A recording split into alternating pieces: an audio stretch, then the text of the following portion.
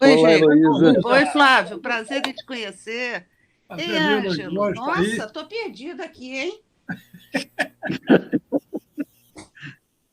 Tô, tô, tô perdida. Acho que a internet vai cair, viu, gente? Eu lamento informar para vocês, mas a internet vai cair. Essa internet, essa tecnologia, Heloísa, que bom te conhecer. Prazer é meu, Flávio. Meu filho está entrando aí, que é o Bernardo, ele já estava aqui, caiu a conexão dele. Pois Bernardo é, entrou. praga minha, praga minha. É isso. Depois que eu vi o Ângelo Osvaldo, vocês estão perdidos. Eu tô fora. O Ângelo é fundador da associação há 30 anos atrás e foi o primeiro presidente dela. Que É, história. legal! Eu não sabia. Oi, Djanira. Oi, Rafael. Alice, tô vendo a Alice aqui. Boa noite. Ah, esse aqui é o O Bernardo? Bernardo chegou aí. Ó. Esse que é o Já presidente da saiu. associação. Isso aí. Voltou.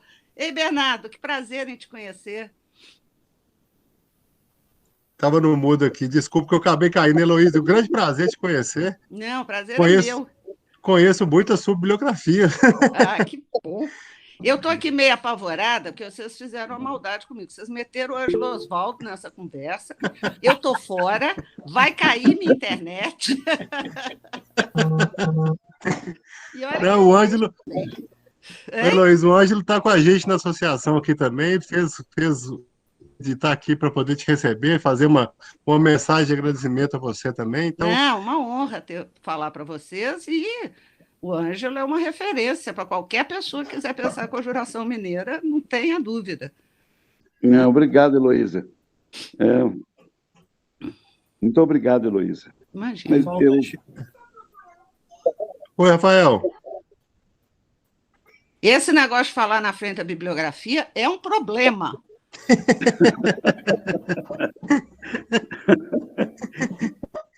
Vocês me pagam. Tá? Uma hora essa epidemia acaba e eu vou à Vila Rica. Vocês vão ver comigo. Tá? Heloísa, você pode ficar tranquila, porque eu não vou poder permanecer o tempo todo.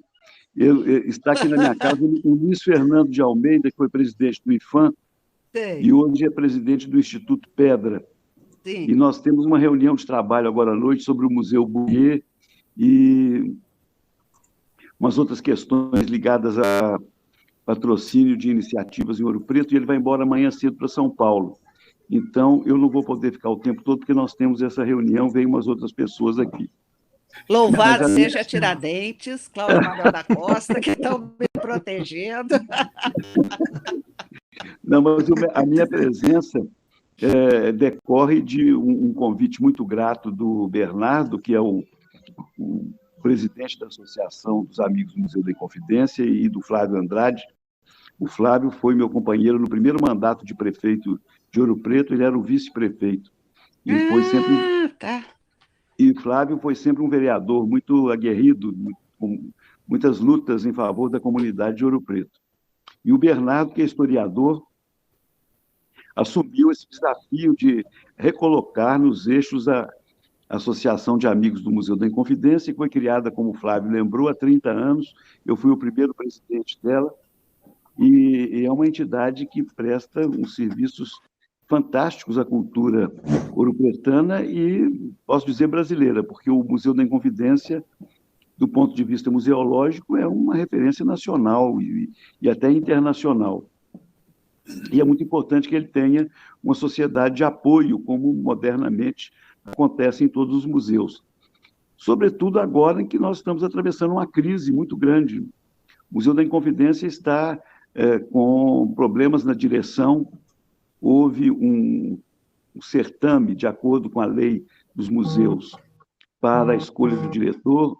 Depois, essa seleção foi anulada, foi feita uma nova seleção e o candidato não é nomeado, então o museu segue com uma direção provisória. Ele foi rebaixado, ele era um dos museus nacionais, ele agora está dentro de um grupo de museus e casas históricas de Minas Gerais. É um retrocesso de 40 anos. Tudo aquilo que o Rui Mourão lutou para implantar, que era a autonomia do Museu da Inconfidência e até dos demais museus mineiros ligados ao IFAM, hoje são ligados ao IBRAM, e houve esse retrocesso. Então, é um momento até de afirmação da sociedade, da associação de amigos, para que ela movimente todas as forças no sentido de defender o museu, de prestigiar, valorar sempre mais o Museu da Inconfidência, para que ele não perca mais do que já tem perdido e recupere até, nós esperamos, quem sabe, o ano de 2000 o ano de 2022, né, vai ser um ano da independência, outra vez, do Brasil. Nós vamos reproclamar a independência do Brasil no ano que vem, comemorar os 100 anos da Semana de Arte Moderna, também fazendo aí uma revolução antropofágica, quem sabe nós saímos dessa fria. Mas eu estava dizendo que a minha presença é para fazer uma saudação a você, que é uma pessoa muito querida, um dos nomes mais significativos da historiografia mineira, pelos trabalhos que você tem publicado, um enriquecimento dos estudos minerianos e também da questão da República, estudos sobre a República no Brasil, esse trecho todo que vem desde 1889, mas que tem também os seus momentos precursores, como a própria Inconfidência, a conjuração de 100 anos antes, né? A conjuração de 1789, que plantava uma ideia de república. O Tiradentes foi um republicano.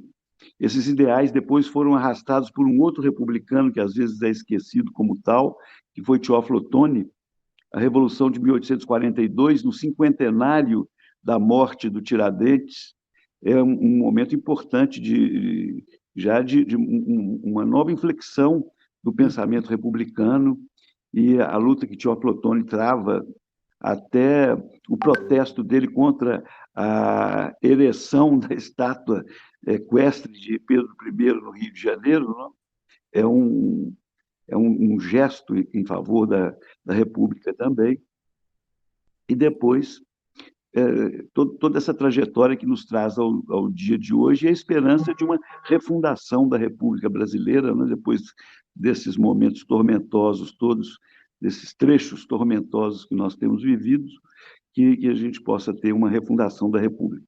E melhor do que você, que está debruçada sobre essa matéria e que tem publicado, organizado livro de reunião de ensaios sobre temas, aspectos diversos da República, e que publicou ainda, está publicando agora o Ser Republicano no Brasil Colônia, não é? Que é como se pensava, até se usava a palavra república, tem muitos documentos em que se dizia república no lugar de governo régio, né? Seria governo régio, mas eles diziam a república para o bem da república e os interesses da república, que era o governo, era o Estado português.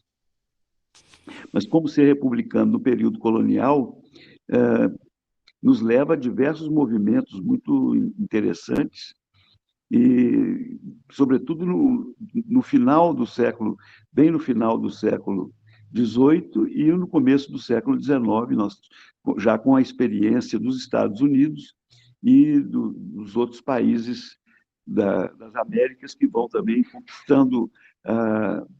conquistando esse ideal, que era o sonho que foi estimulado também pela Revolução Francesa.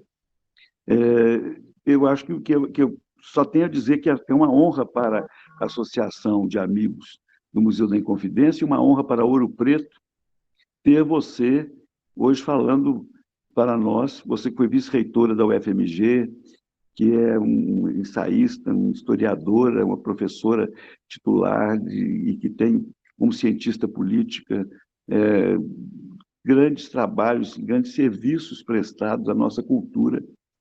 Eu fico feliz de saber que você está aqui conosco e traz esse prestígio para a associação, estimulando as pessoas que se agregam aí a esse movimento, que tem a regência do nosso Bernardo, para que só o fato de você estar falando aqui é uma aula magna, eu acho que é de abertura dessa fase nova que nós estamos vivendo aí com a associação e o Bernardo, e a diretoria atual. Então, você é muito bem-vinda, nós só temos a agradecer a sua presença generosa e a sua palavra iluminada sobre um tema tão importante para nós que também nos empenhamos nesses estudos ouropretanos que passam por toda essa história. Você imagina que no domingo chegou aqui o embaixador dos Estados Unidos,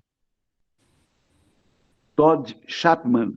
Ele foi ao Caraça e ficou no Caraça, dormiu sexta e sábado no Caraça, e domingo veio para aqui, que era o 4th of July, o Independence Day dos Estados Unidos. Então, eu disse a ele que ele não teria melhor lugar no Brasil para comemorar o Independence Day dos Estados Unidos do que em Ouro Preto. Exato. E mostrei para ele, eu levei a casa onde morou Tomás Antônio Gonzaga. E ele, como embaixador americano no Brasil, não sabia que Thomas Jefferson tinha se encontrado em Nîmes, na França, em 1788, com a missão Van Dyck. Uhum. E também não sabia da história de Tomás Gonzaga tendo sido embaixador dos Estados Unidos em Moçambique. Então, ele falou que estava redescobrindo um pouco a história. Mas, a propósito de ser republicano na era colonial, no Brasil colônia, eu lembro essa história que eu contei para ele, que a independência americana logo se projetou aqui também, ela teve um eco importante nos pensadores, nas pessoas que estavam formulando aí uma ideia de república, muito influenciados pela literatura francesa, como os autos da Devassa dizem que as pérfidas ideias francesas tinham propagado aqui pelas Minas Gerais, nas bibliotecas do cônego Luiz Vieira da Silva e de tantos outros. E esse trecho todo você vem tratar disso com uma importância, nós sabemos que traz tudo aquilo que você desenvolve como pensamento e também como ação. Então, muito bem-vinda, parabéns e obrigado. Obrigado em nome da nossa associação. Muito obrigada, Ângelo. E da cidade de Ouro Preto, que já é um presente de aniversário, viu, Heloísa? Porque depois de amanhã, 8 de julho, Vila Rica completa 310 anos. A criação de Vila Rica por Antônio de Albuquerque foi no dia 8 de julho de 1711. E depois de amanhã é o dia de Ouro Preto, o dia da cidade de Ouro Preto, não é? A criação de Vila Rica. Vila era o que nós entendemos hoje por cidade, a sede municipal. E você é um presente para Ouro Preto no dia de hoje, nessa antevéspera do nosso aniversário. Muito obrigada, Ângelo. Eu estou muito honrada. O Museu da Inconfidência e a Associação e Ouro Preto podem contar comigo para tudo que eu puder contribuir, ajudar e participar, é só chamar, entendeu? Faz um sinal que eu vou, porque eu acho que é importantíssimo e é uma grande honra. Eu queria te pedir um favor a vocês e a você. Uma hora dessas, eu queria falar para o pessoal, dos estudantes da cidade de Glaura.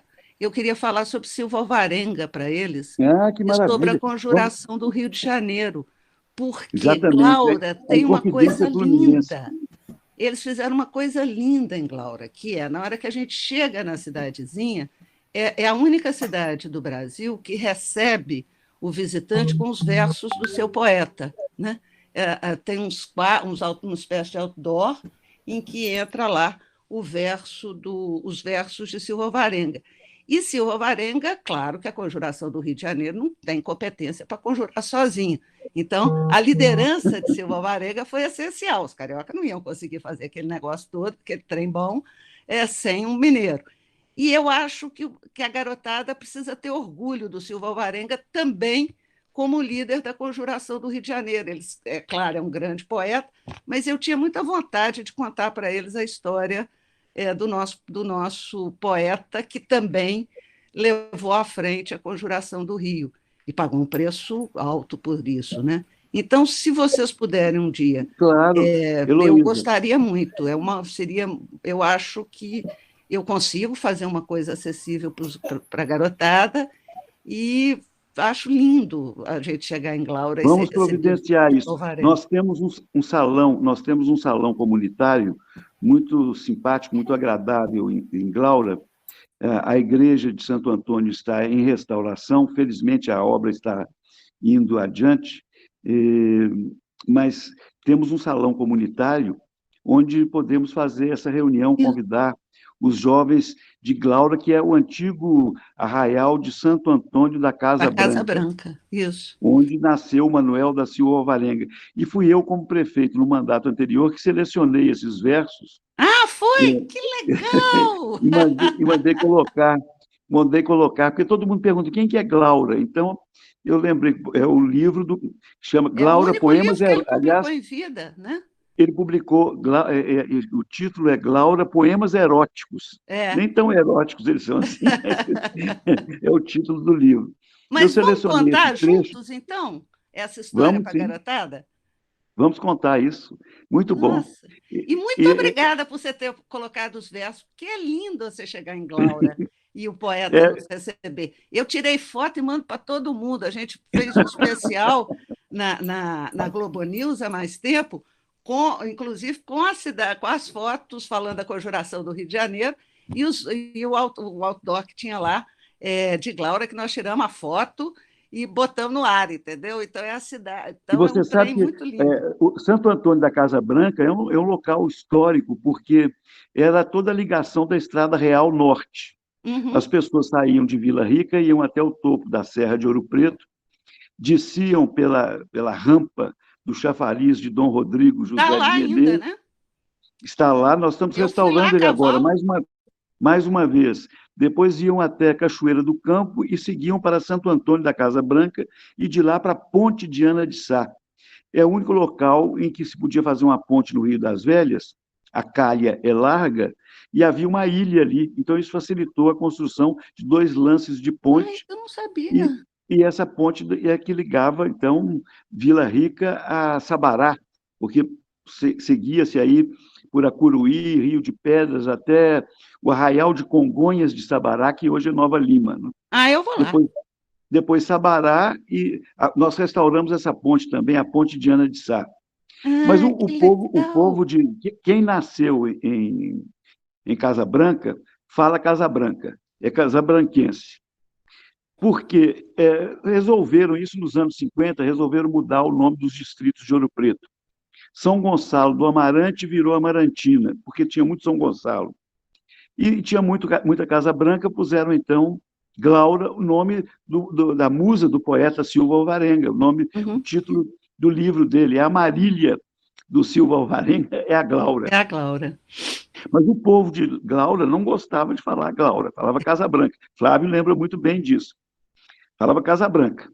Aí, o que aconteceu hoje com essa, como se diria, com a gentrificação de Glaura? Muita gente de Belo Horizonte tem sítio e fala assim, eu estou indo para Casa Branca. Qual Casa Branca? De Brumadinho ou de Ouro Preto? Então o pessoal falava Glaura. E aí os forasteiros começaram a falar Glaura, Glaura, Glaura, e hoje já há uma aceitação. Os próprios casabranquenses já começam a falar Glaura. E você contar quem é Glaura e quem inventou Glaura para a juventude de Glaura vai ser genial. Vamos fazer isso. E que eram da conjuração, eles vão ter orgulho. E aí eles vão começar a falar que quem nasce em Glaura não é Casa Branca, nem Glaura. Quem nasce em Glaura é poeta. Muito bom. Você sabe que nasceram em Glaura também o capitão Domingos de Oliveira e Silva e o Antônio Eustáquio de Oliveira e Silva, que são os fundadores de Uberaba. Não sabia, olha só. Isso Fundaram eu não sabia. Uberaba em 1810. Então, no bicentenário, eu era prefeito também, recebi uma delegação de artistas, intelectuais, poetas, escritores de Uberaba, e nós percorremos ali todos os caminhos, fizemos até uma revista Convergência, que é publicada em Uberaba, pela universidade, lá era pelo filho do Mário Palmério. Nós fizemos uma edição com textos sobre Glaura e como essas pessoas de Santo Antônio da Casa Branca foram parar no Triângulo e foram primeiro para o Desemboque, né, que é o arraial mais antigo ali, e depois se adiantaram mais e fundaram Uberaba. Olha, eu não sabia nada disso, tá vendo? Eu preciso estudar.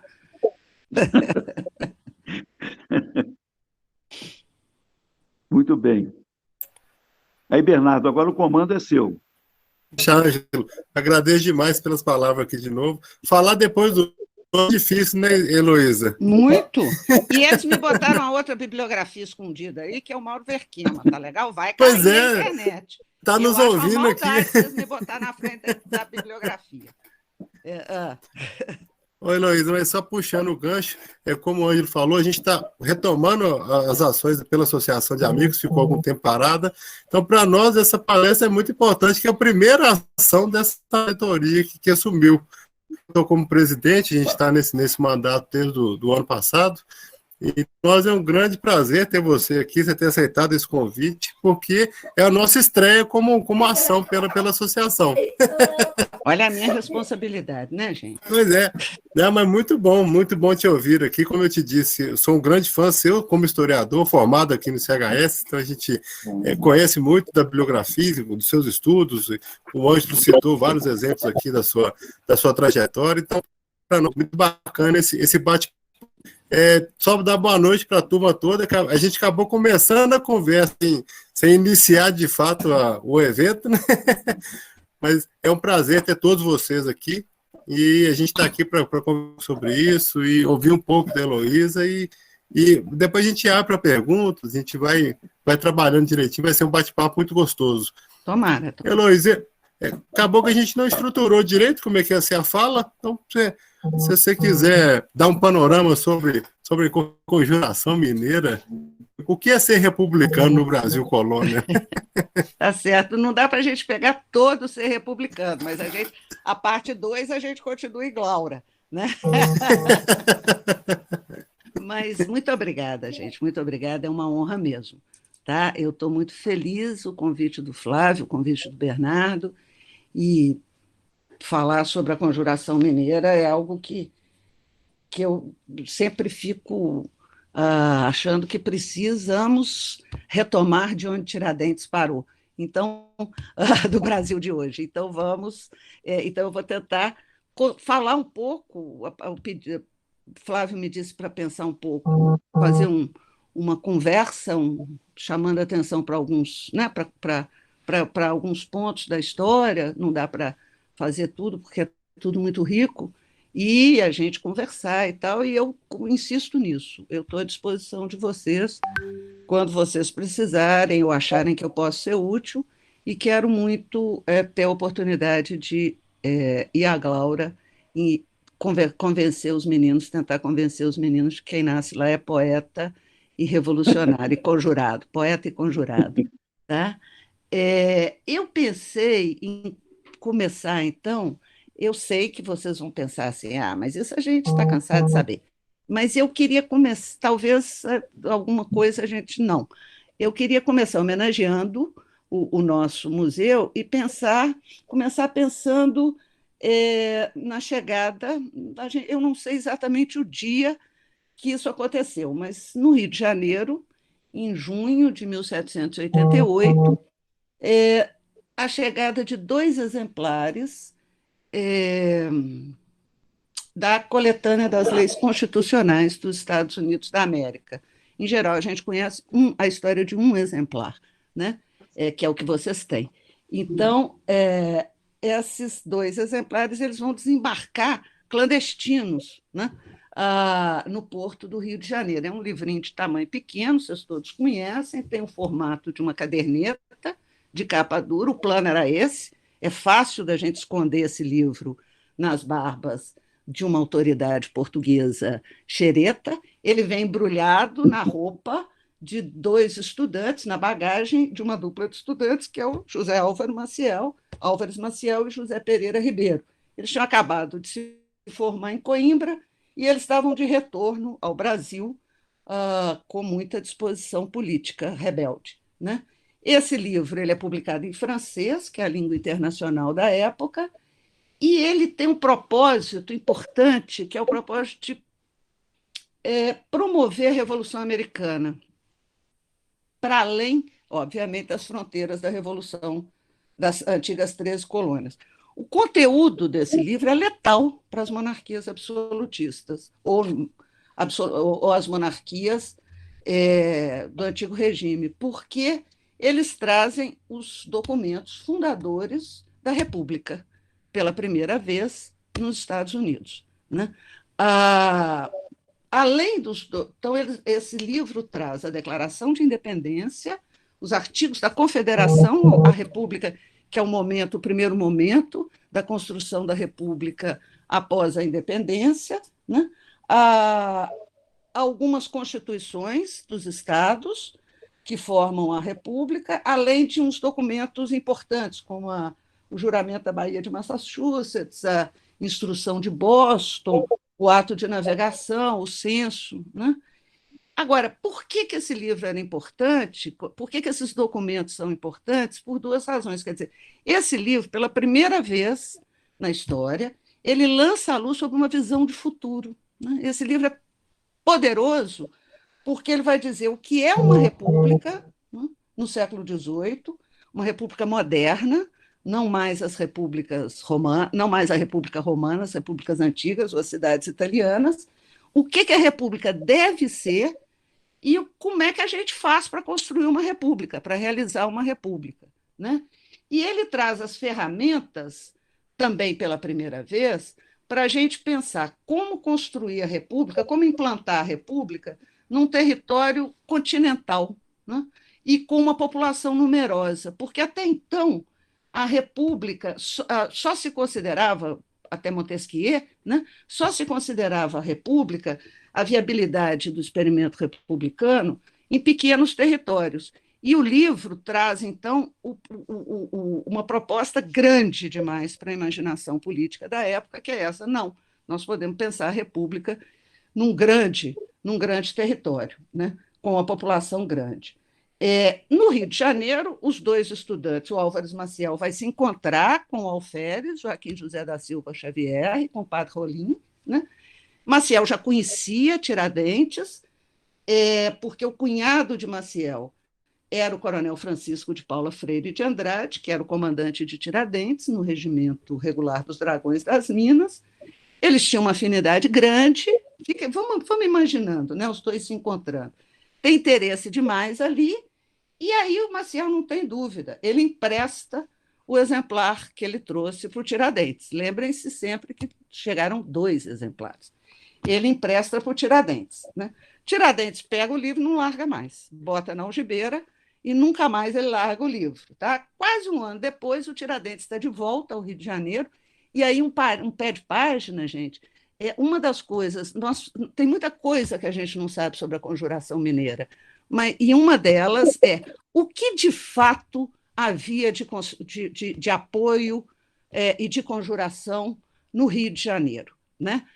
Como é que se montou a rede da conjuração no Rio de Janeiro? Porque, como o Ângelo disse, Maia Barbalho é carioca, vai se encontrar com Jefferson. Jefferson escreve uma carta, está lá no Congresso, a gente tem o documento dizendo que deveria apoiar a conjuração em Minas, e descrevendo as Minas, mas nós não sabemos, e 4 anos depois da morte de Tiradentes, eclode a conjuração do Rio de Janeiro. Então, nós não sabemos exatamente qual que é o tamanho, a extensão, e isso é uma das coisas que a gente que falta, né? Eu acho que falta pesquisarmos mais. Né?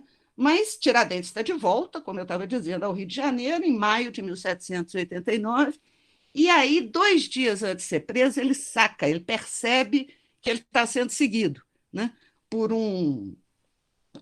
a mando do vice-rei do Brasil, que é Dom Luís de Vasconcelos e Souza.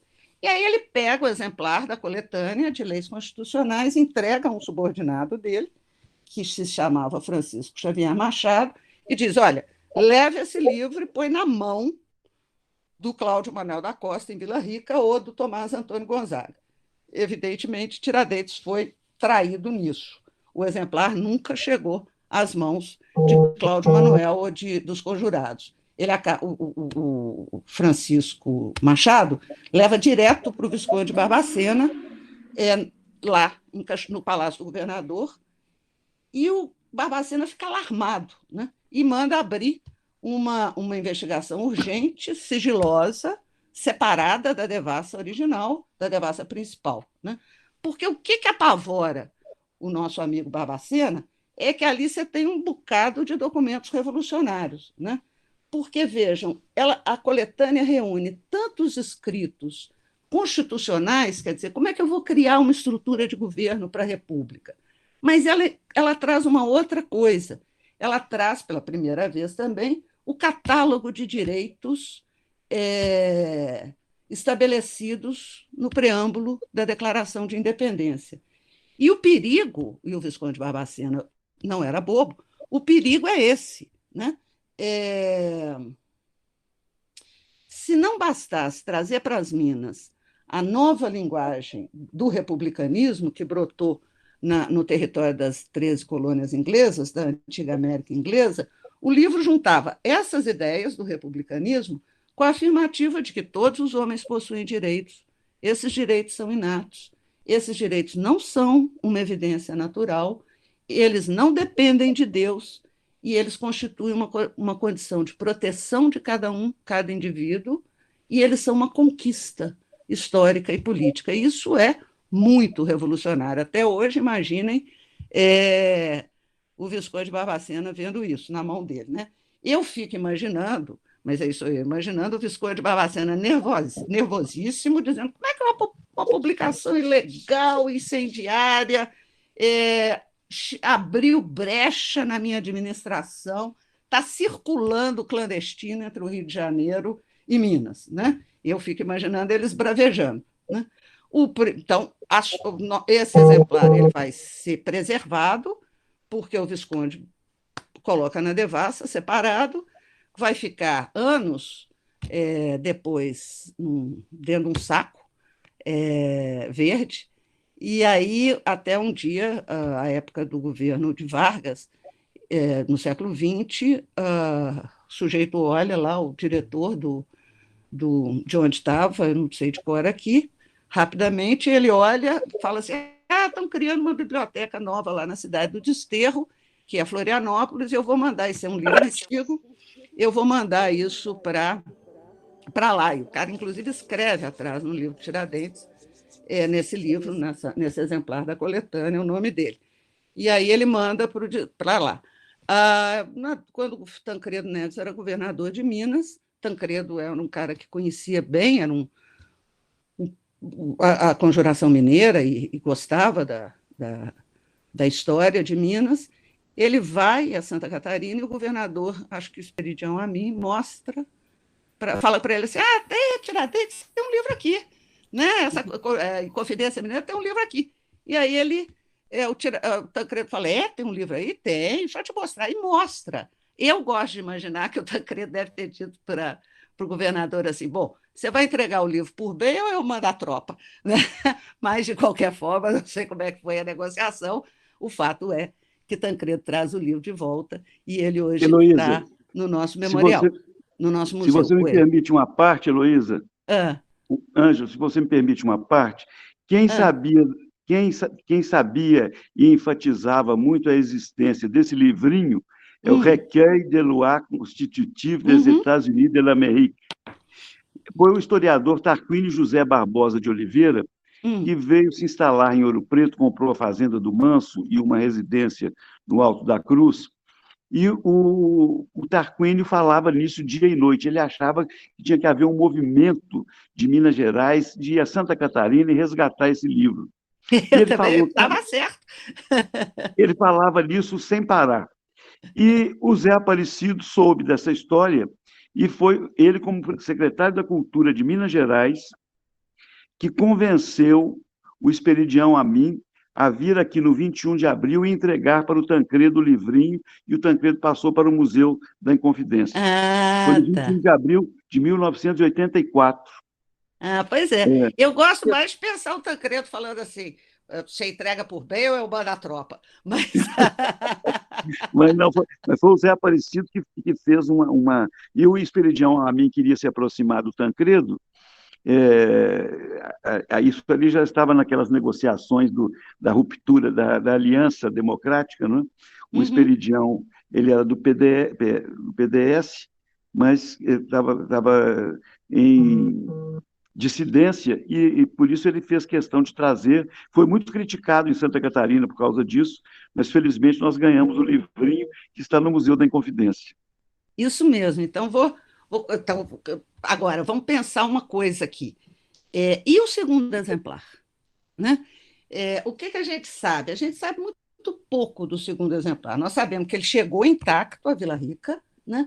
O José Pereira Ribeiro entregou a um dos conjurados. Nós podemos especular que o Pereira Ribeiro era bacharel em leis.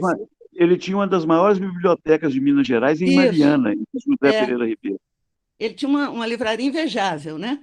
E aí não é difícil imaginar que ele levou ao Cláudio Manuel da Costa, com quem ele trocava livros habitualmente, né? E o Cláudio Manuel da Costa, então, levou o livro para o cônego Luiz Vieira, Tomás Antônio Gonzaga. Os três liam francês, alinhavavam a criação, eles estavam encarregados de pensar como seria a forma republicana com a vitória da Conjuração Mineira, e eles estavam atentos a duas formas políticas específicas, né? Uma seria ambas mobilizadas pela Revolução Americana, a República ou a monarquia constitucional. Então, o debate estava dos três, andava por aí, qual seria a forma, e eles, então, provavelmente, usaram o livro. E as nossas pistas, aparentemente, terminam aí, né? E é possível que o destino desse segundo exemplar tenha sido igual ao dos demais papéis que foram destruídos após o aviso do embuçado de que a conjuração havia sido descoberta e a tropa ia chegar. Ou não, né? Quem sabe a história não tenha acontecido assim, e outras providências podem ter sido tomadas, e quem sabe o segundo exemplar da coletânea foi entregue a alguém íntimo de Cláudio Manuel da Costa, que estava ali por ali na franja da Conjuração Mineira e sem muita visibilidade na conjuração. Nós não sabemos, tá? Mas alguma coisa pode ter acontecido. Por quê? 30 anos depois do fracasso da Conjuração Mineira, um volume da coletânea, idêntico ao que desembarcou com Pereira, com José Pereira Ribeiro, com as mesmas referências de publicação, escrita em francês. Esse exemplar aparece no Recife e vai virar a cabeça dos líderes da Revolução, do governo revolucionário provisório, após a proclamação da República, 3 de março de 1817, no Recife. E o livro aparece lá como sendo a principal referência para eles pensarem a nova Constituição Republicana. Vocês podem dizer para mim, e eu vou concordar, que o livro pode ter saído do bolso de qualquer pessoa, né? Pode ter chegado lá de qualquer jeito. É verdade. Porque o êxito da experiência republicana nas 13 colônias, ela vai oferecer sentido e vai oferecer forma ao nativismo pernambucano e à longa história de soberania e autogoverno em Pernambuco. A coletânea vai detalhar aos revolucionários de 17 um projeto constitucional e a estrutura de governo de uma república confederada, que era tudo que os pernambucanos queriam. Então, isso explica o grande interesse que eles tinham no livro, embora ninguém soubesse dizer muito bem como é que o livro apareceu lá, né? Mas a história ainda não terminou desse livro, né? Circulando no Recife, na mesma época, né, estava uma pessoa vinda das Minas. Ele se chamava Luiz Fortes, de Bustamante. Ele tinha, naquele momento, 60 anos de idade, cerca de 60 anos de idade, era natural de Vila Rica, e no disse-me-disse ali da conjuração, da Revolução de 17, circulava a informação de que Bustamante andou pela franja da Conjuração Mineira, né? Bustamante, aí a pesquisa que deu para fazer, né? Bustamante foi contemporâneo do Álvares Maciel e do José Pereira Ribeiro em Coimbra, e tem uma coisa estranha, ele abandona as Minas Vila Rica de supetão, de repente, logo depois de iniciadas as prisões em Vila Rica, na comarca do Rio das Mortes e no Cerro do Frio. Ele vai se estabelecer no Rio de Janeiro, dá para seguir o rastro dele até o Rio de Janeiro, ele fica um tempo no Rio de Janeiro, e aí ele sobe para o norte e some, né? Submerge. Até que ele vai reaparecer em 1817, de bacamarte na mão, animadíssimo, porque ele participa dos combates que levaram à conquista do Forte do Brum, no Recife, onde se refugiava o governador Caetano Montenegro. Ele é um dos 8 signatários da rendição do governador, ele participa do Conselho da República, recém-criado, e ele é um dos líderes revolucionários de 17. Né? Quando sobrevém a derrota de 17, o Bustamante sabe que ele não escapa. Né? Então ele foge de novo. Né? Eles não conseguem prendê-lo. O nome dele figura no rol dos proscritos, porque é um personagem importante na Revolução de 17. E antes que os soldados chegassem na casa dele, ele dá um jeito de escapar, e aí, dessa vez, o risco é grande demais. Eu acho que ele deve ter pensado, bom, eu não sou doido de tentar esconder no Brasil, e ele pega os filhos e foge para os Estados Unidos. É uma história. Aí eu perdi a pista dele, eu preciso agora achar a pista dele nos Estados Unidos. Né? É uma história. Nós não sabemos se a história foi. Se de fato o exemplar que circulou na Revolução de 17 é o segundo exemplar desaparecido. Mas tem todos esses dados para nós pensarmos na história desse livro. Eu acho que é uma história sensacional. De qualquer forma, e isso pode ser só coincidência, mas eu diria que o reaparecimento da coletânea e do próprio Bustamante no Recife, em 17, ela está revelando para nós que essas ideias de república elas estão se espalhando internamente na colônia e estão crescendo à medida que elas se espalham, e estão formando várias redes de conexão que nós não conhecemos todas, nem sabemos exatamente como elas foram montadas e funcionaram. Mas existe uma circulação de ideias, né, acontecendo nas 3 últimas décadas do século XVIII e nas 2 primeiras do XIX, que mostra esse movimento e essas conexões. Quer dizer, tanto Minas quanto Pernambuco, reparem, a gente não pode contar isso. Quem me deu essa pista, na verdade, e me acompanhou na pesquisa sobre isso foi o Evaldo Cabral, que é o nosso grande historiador do Recife, né, de Pernambuco, da história de Pernambuco. E nós conseguimos chegar, nós dois, até a fuga do Bustamante para os Estados Unidos, mas eu ainda vou em frente. Tá? Mas reparem que, então, Minas e Pernambuco estão sendo abastecidas por ideias e informações sobre o republicanismo da Revolução Americana, durante esse período da Confederação, por um sistema muito semelhante e de interação atlântica. Quer dizer, na verdade, essas ideias estão circulando pelo Atlântico, elas estão envolvendo tanto o Brasil quanto a América do Norte e a Europa, entre 1776 e 1824. E um dos suportes de divulgação é o livro que nós temos no Museu da Inconfidência, é a coletânea das leis constitucionais, né? Um dos mais importantes suportes, porque a Conjuração Mineira é a primeira,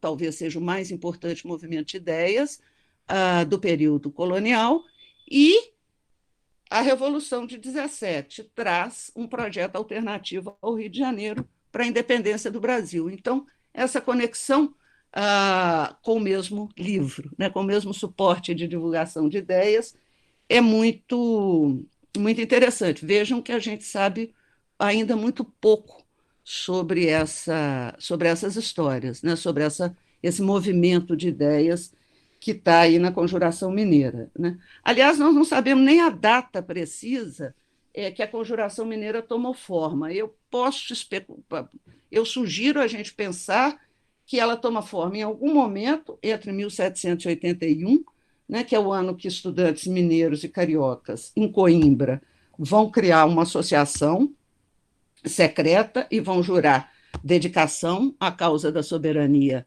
das suas pátrias, né, que é o Rio de Janeiro e Minas, então talvez nesse momento, e 1788, quando o projeto de criar uma república nas Minas passa a ser expressamente debatido nas reuniões realizadas na capitania, tanto em Vila Rica quanto na comarca do Rio das Mortes e no Cerro, né? Nós conhecemos o gatilho que deflagrou a conjuração, né? Combinando esses fatores políticos, fatores administrativos, fatores econômicos e mesmo culturais, né? Com capacidade de impacto variada, mas capaz de atingir, no caso das Minas, todas as camadas da estrutura social da capitania, né? Existia ali uma política metropolitana que está desconsiderando, na verdade, a realidade das Minas, a queda da produção do ouro, e descarta a possibilidade de criação de projetos alternativos para explorar o potencial econômico das Minas. E esse é um gatilho importante para nós pensarmos na conjuração. E, claro, existem os fatores de natureza conjuntural. Está dando, gente, não está muito chato esse papo. Não, se tivesse, vocês falam para mim assim, olha a internet, está chovendo aqui em Ouro Preto. Pronto, eu vou entender, tá? Tá muito bom. Mas tá ótimo aqui, Heloísa, tá ótimo. Não está chato não, né? Nada, de maneira alguma. Se tiver chato, avisa.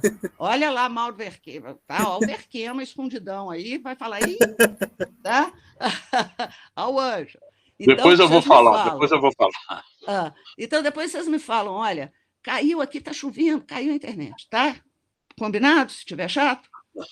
Bom, então, e tem, evidentemente, uma conjuntura que a gente tem que pensar. Quer dizer, nós podemos pensar nos fatores nos fatores de longa duração, eu não diria, mas nos fatores esses fatores de impacto mais demorado, como a crise do ouro, mas nós podemos pensar nos fatores conjunturais. Quer dizer, é o desastre político representado pela administração do governador Cunha Menezes, Luiz da Cunha Menezes, né, que vai afastar a elite local das possibilidades lucrativas, né, que são oferecidas pelo contrabando, e, no lugar, vai instalar os apaniguados dele, né? E o outro fator é a imposição da derrama, né, que é o tributo cobrado por Lisboa no intento de completar as 100 arrobas da cota anual do ouro devido à coroa.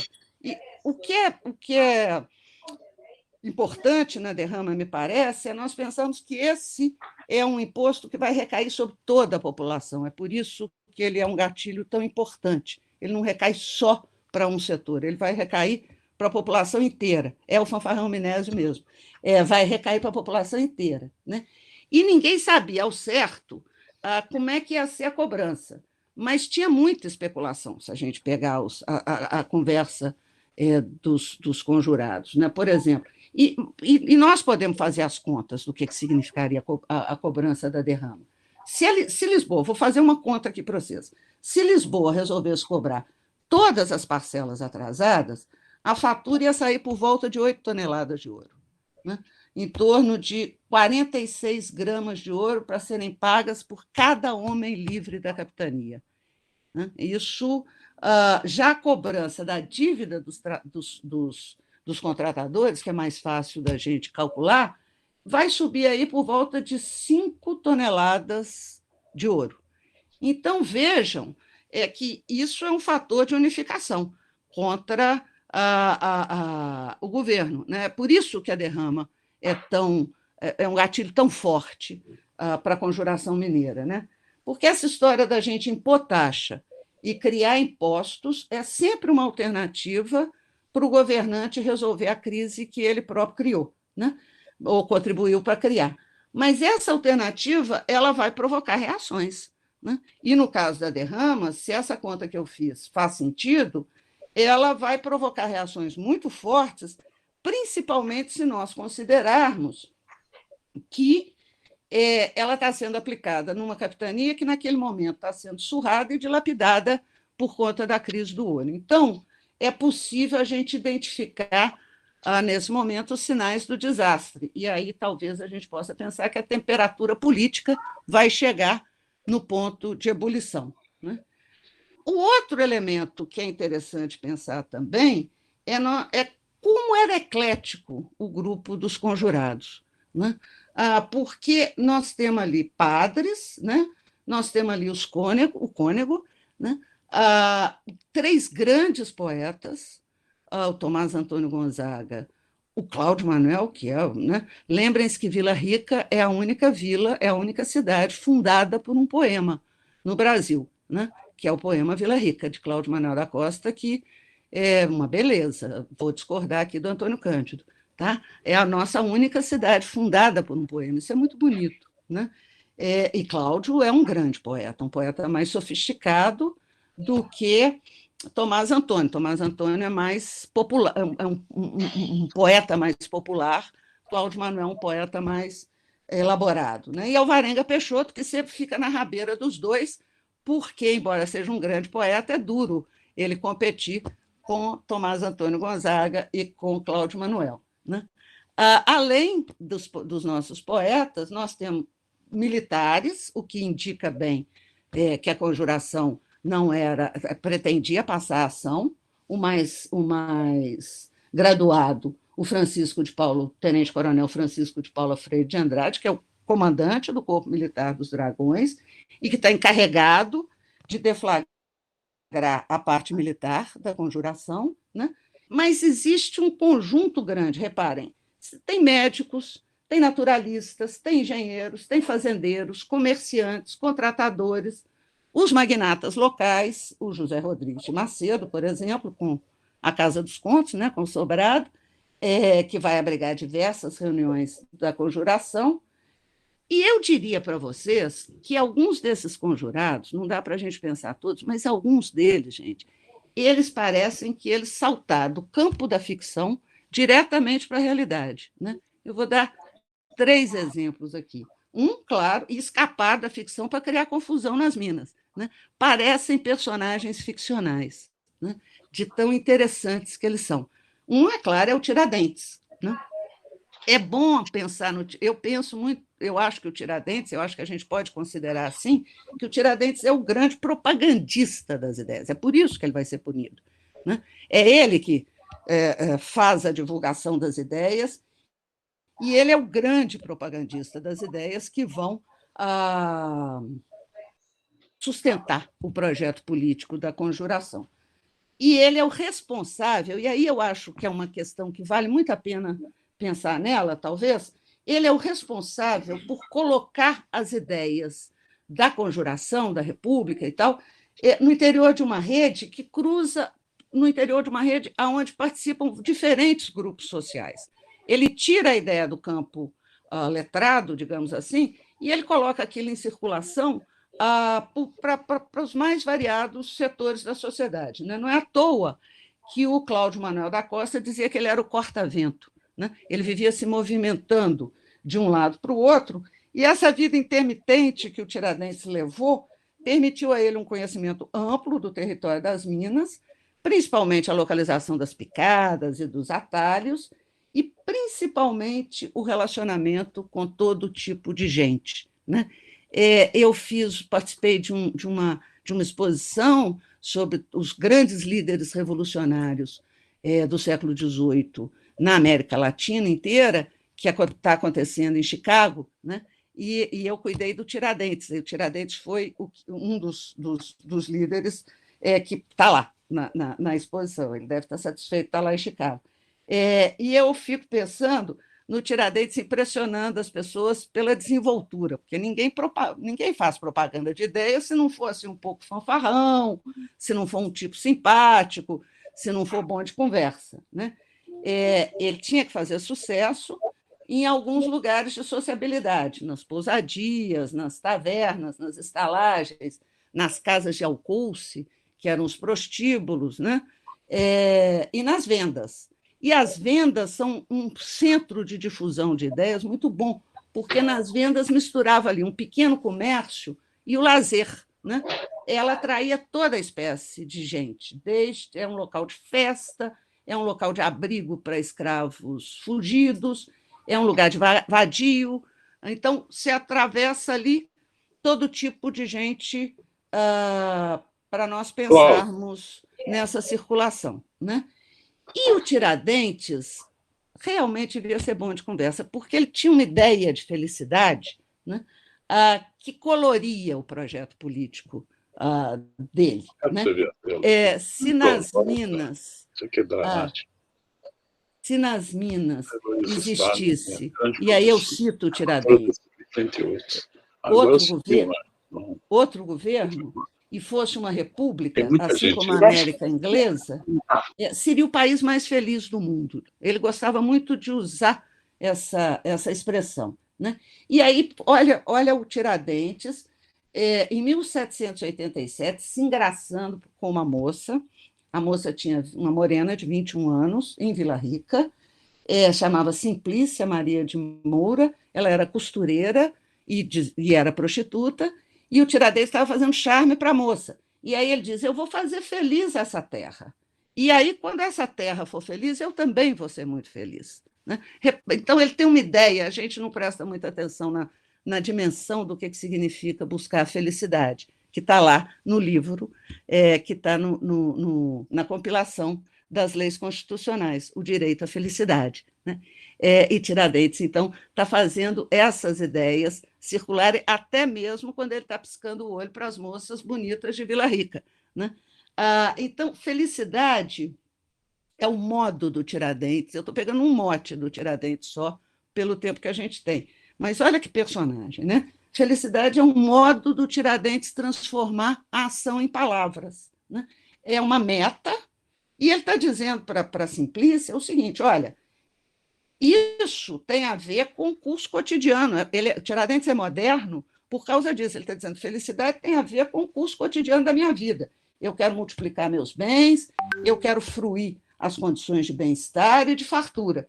Mas felicidade significa também, diz o Tiradentes para a moça, essa disposição de combinar essa fruição do indivíduo, né, do cotidiano, com a vontade de participar da vida pública, de deliberar sobre determinadas questões políticas, sobre que governo, qual é o melhor governo para nós. Então, como é que a vida pode ser boa, feliz para todos? Essa é uma ideia nova, se a gente pensar. Né? É uma ideia própria do século XVIII. A gente se esquece que a felicidade, como ensina o Tiradentes, então, tem essa dimensão privada, daquilo que nós vamos fruir privadamente na nossa vida, e tem essa dimensão pública, podermos estar juntos e deliberarmos sobre os assuntos que dizem respeito a todos, sobre o nosso bem comum, buscando uma vida que potencialmente pode ser melhor para nós. E o Tiradentes, então, ele está dizendo isso, olha, eu estou disposto a ser feliz. Agora, ser feliz significa que as Minas também precisam da felicidade. Então, a experiência da felicidade é algo que a gente experimenta, nos ensina Tiradentes também pela primeira vez na história do Brasil, né? Essa discussão de felicidade que ele está trazendo, eu estou explorando o argumento dele, precisa de engajamento público. Nós precisamos ser felizes dentro da nossa casa e na nossa disposição de construir junto o bem comum. Né? Agora, nós podemos pensar também que, então, ao lado dessas características do Tiradentes, né, esse projeto político, essa disposição de ser feliz, né, e fazer feliz as Minas, talvez a gente possa pensar que a importância dele tem a ver com a habilidade de pôr e tirar os dentes, né? E também na prática da cura, né? Na receita de medicamentos, no conhecimento das plantas medicinais. É isso que faz o Tiradentes andar por todas as camadas da sociedade das Minas, né? Ele entra tanto no mundo dos contratadores, no mundo dos funcionários públicos, dos doutores, como nos grupos intermediários, abastecimento, pessoal que está ligado ao comércio, e no povo miúdo, nas vilas e nos arraiais. Quer dizer, no dia a dia dessa gente, o Tiradentes é um personagem indispensável, porque ele entra nas casas, conversa com as pessoas, faz prognósticos e pratica cura. Né? Ele produz remédios, ele não só tira os dentes, ele produz remédios sob a forma de chá, de ungüentos, e ele traz alívio para a dor. Imaginem Ele diz isso, né? Ele fala, eu tenho uma inteligência de curativo, não é assim? Eu sei fazer isso, né? Eu sou bom nisso. A gente não lembra muito do que significa ficar dor de dente, né? A não ser quando a gente senta na cadeira do dentista e ouve o motor do dentista, sabe aquele som fininho? Só aí que a gente lembra da dor de dentes. Agora, imagina o que era a dor de dente no século XVIII nas Minas, né? Não foi a menor das nossas batalhas, eu diria para vocês, né? Porque era uma dor infernal e não tinha como curar, né? Eu fiz o dente estragado. Valia qualquer negócio, desde a reza e da benzedura até você usar drogas como cânfora, óleo de cravo, e até medicamentos muito pouco ortodoxos, como pólvora, né? Teia de aranha, eu achei, absinto, que devia acabar com a dor mesmo, gordura de rã, não sei qual, tá? Não consegui entender a lógica, mas usava, excremento humano e ouro, né? Você põe tudo isso para tentar se livrar dessa dor. Então, o Tiradentes, ele é isso que transforma o Tiradentes, essa entrada em qualquer lugar, né? Com esse jeitão dele, nessa força de divulgação de ideias e nessa força poderosa na rede de comunicação e de sociabilidade política que anuncia a Conjuração Mineira e que se movimenta entre o Rio de Janeiro, no caso do Tiradentes, e Minas, né? Essa é uma rede cheia de nós, tem outros personagens fazendo essa divulgação de ideia, né? E essa rede está montada em torno de 3 grandes eixos. Um é Vila Rica, o outro é a comarca do Rio das Mortes e o outro é o Cerro do Frio, né? Então, além do que, então, é uma conversa de boca em boca.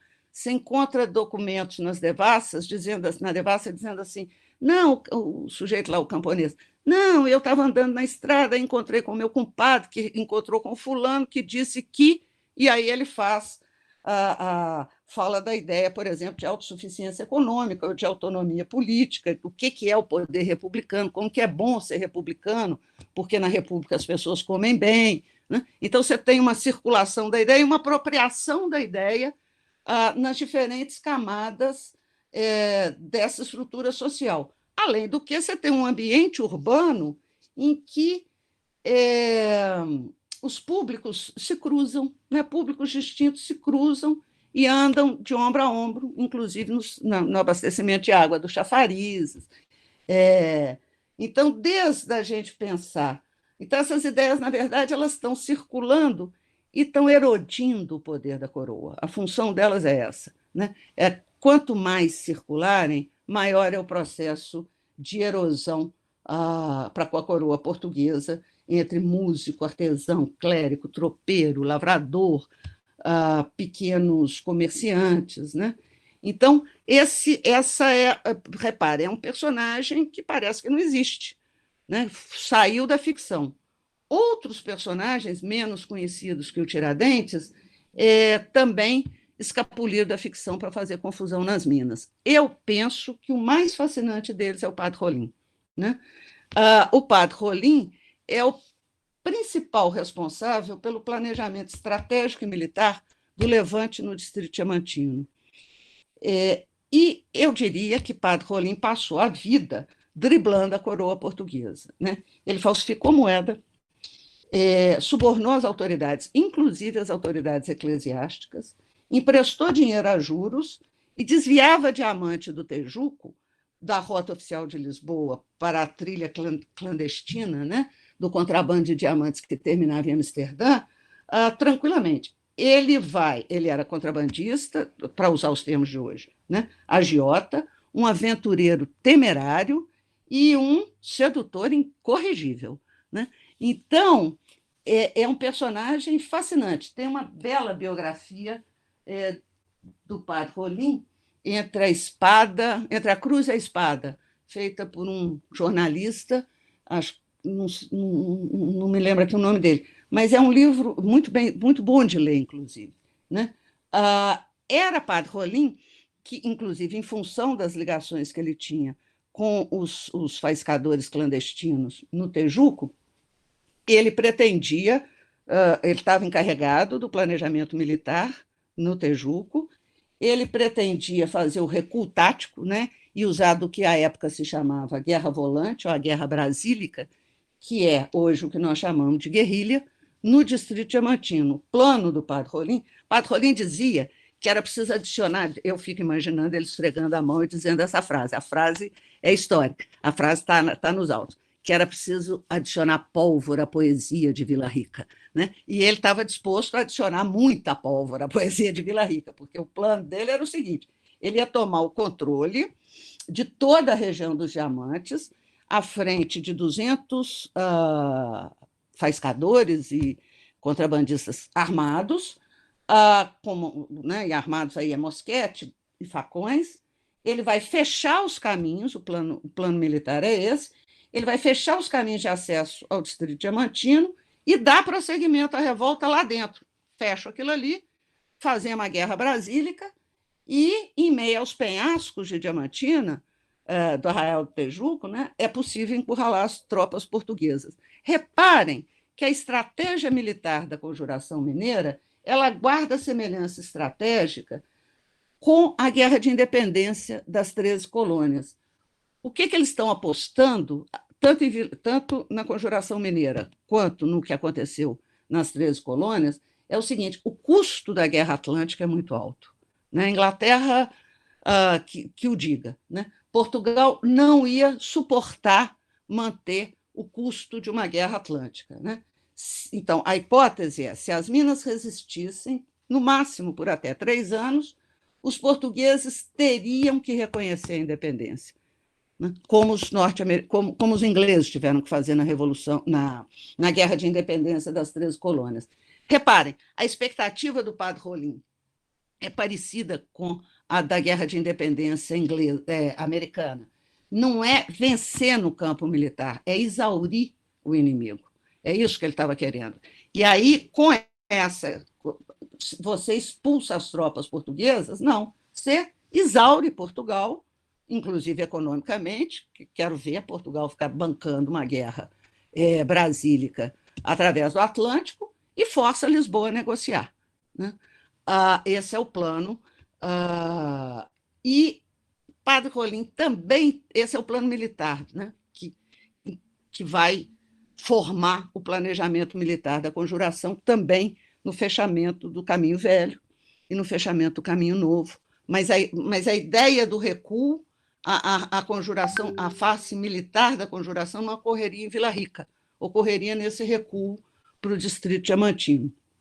E vale lembrar que, do mesmo jeito que Tiradentes está chamando a nossa atenção para a ideia de felicidade, Padre Rolim vai ter uma discussão absolutamente moderna e próxima de nós para a ideia de liberdade. Né?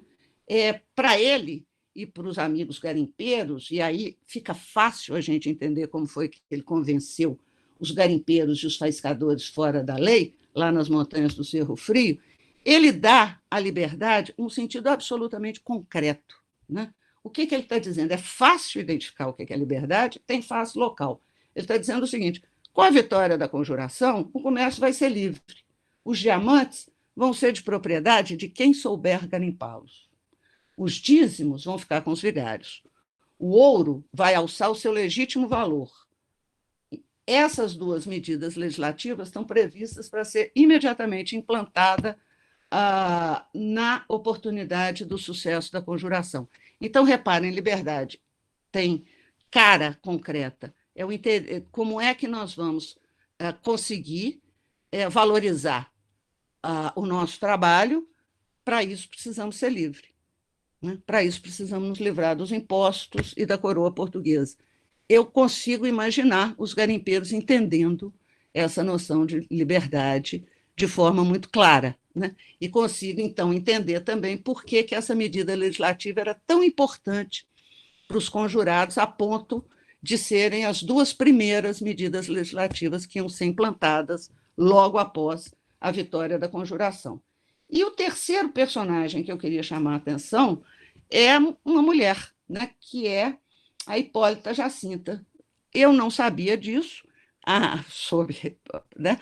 Acho que a gente se esqueceu dela por muito tempo, mas na Conjuração Mineira tem uma única mulher que está diretamente envolvida no planejamento político e militar da Conjuração Mineira, que é Hipólita Jacinta. Em torno dela, nós não vamos encontrar versos líricos, não existe uma história de amor, tá? Como acontece com Marília, uma das Marílias de Gonzaga, Maria Doroteia de Seixas, né? Ou com Bárbara Eleodora, mulher de Alvarenga Peixoto. E o nome da Hipólita Jacinta também não evoca o enredo de uma paixão clandestina, né? E de uma família fora da norma e dos padrões, como a paixão que viveu Cláudio Manuel da Costa e Francisca Arcângela. Né? Francisca Arcângela, a negra pobre que Cláudio Manuel amou até o final da vida e nunca teve, como Jefferson também não teve, a coragem de assumir publicamente naquele momento, né? Naquela conjuntura. Ao redor da Hipólita Jacinta, a gente pode procurar, só existe política. Tá? Ela é proprietária de uma fazenda, uma mulher rica, a fazenda da Ponta do Morro, é uma fazenda que está estrategicamente posicionada ali na Estrada Real, entre o Rio de Janeiro e Vila Rica, né? E ali ocorreram várias reuniões de planejamento da conjuração. Agora, o que mostra que ela sabia do planejamento e participava dele, né? Ela é responsável por informar os líderes da conjuração sobre a prisão de Tiradentes, e parte dela a ordem para o início do levante militar. Ela, na hora que chega lá, na hora que chega a notícia para ela, na fazenda, de que Tiradentes tinha sido preso no Rio de Janeiro, ela, então, escreve um bilhete e manda para vários conjurados, inclusive para o comandante responsável, comandante dos Dragões, que era o responsável por dar início ao levante. E ela diz o seguinte no bilhete, abre aspas, dou-vos parte, com certeza, de que se acham presos no Rio de Janeiro Joaquim Silvério dos Reis e o Alferes Tiradentes, para que vos sirva ou se ponham em cautela. Tragam as tropas do cerro para o nosso lado, larguem o brado de Viva o Povo, que é um brado importante nas Minas, é uma proclamação quase ritual, né, que vai desde a Guerra dos Emboabas. Esse é o brado que dá início a uma sublevação nas Minas, Viva o Povo, e aí continua Dona Hipólita Jacinta, e deflagrem a rebelião em Vila Rica, Cerro, São João del Rei. E aí ela remata, não parou aí, né? O texto termina da seguinte forma, e eu cito Hipólita Jacinta: façam já.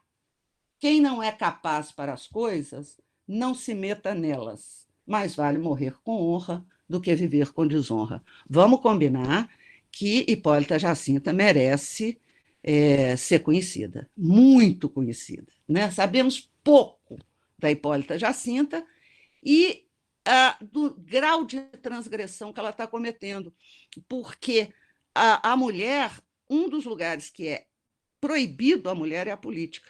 Né? E ela se mete na política ao ponto de dar ordem para o início do levante da conjuração.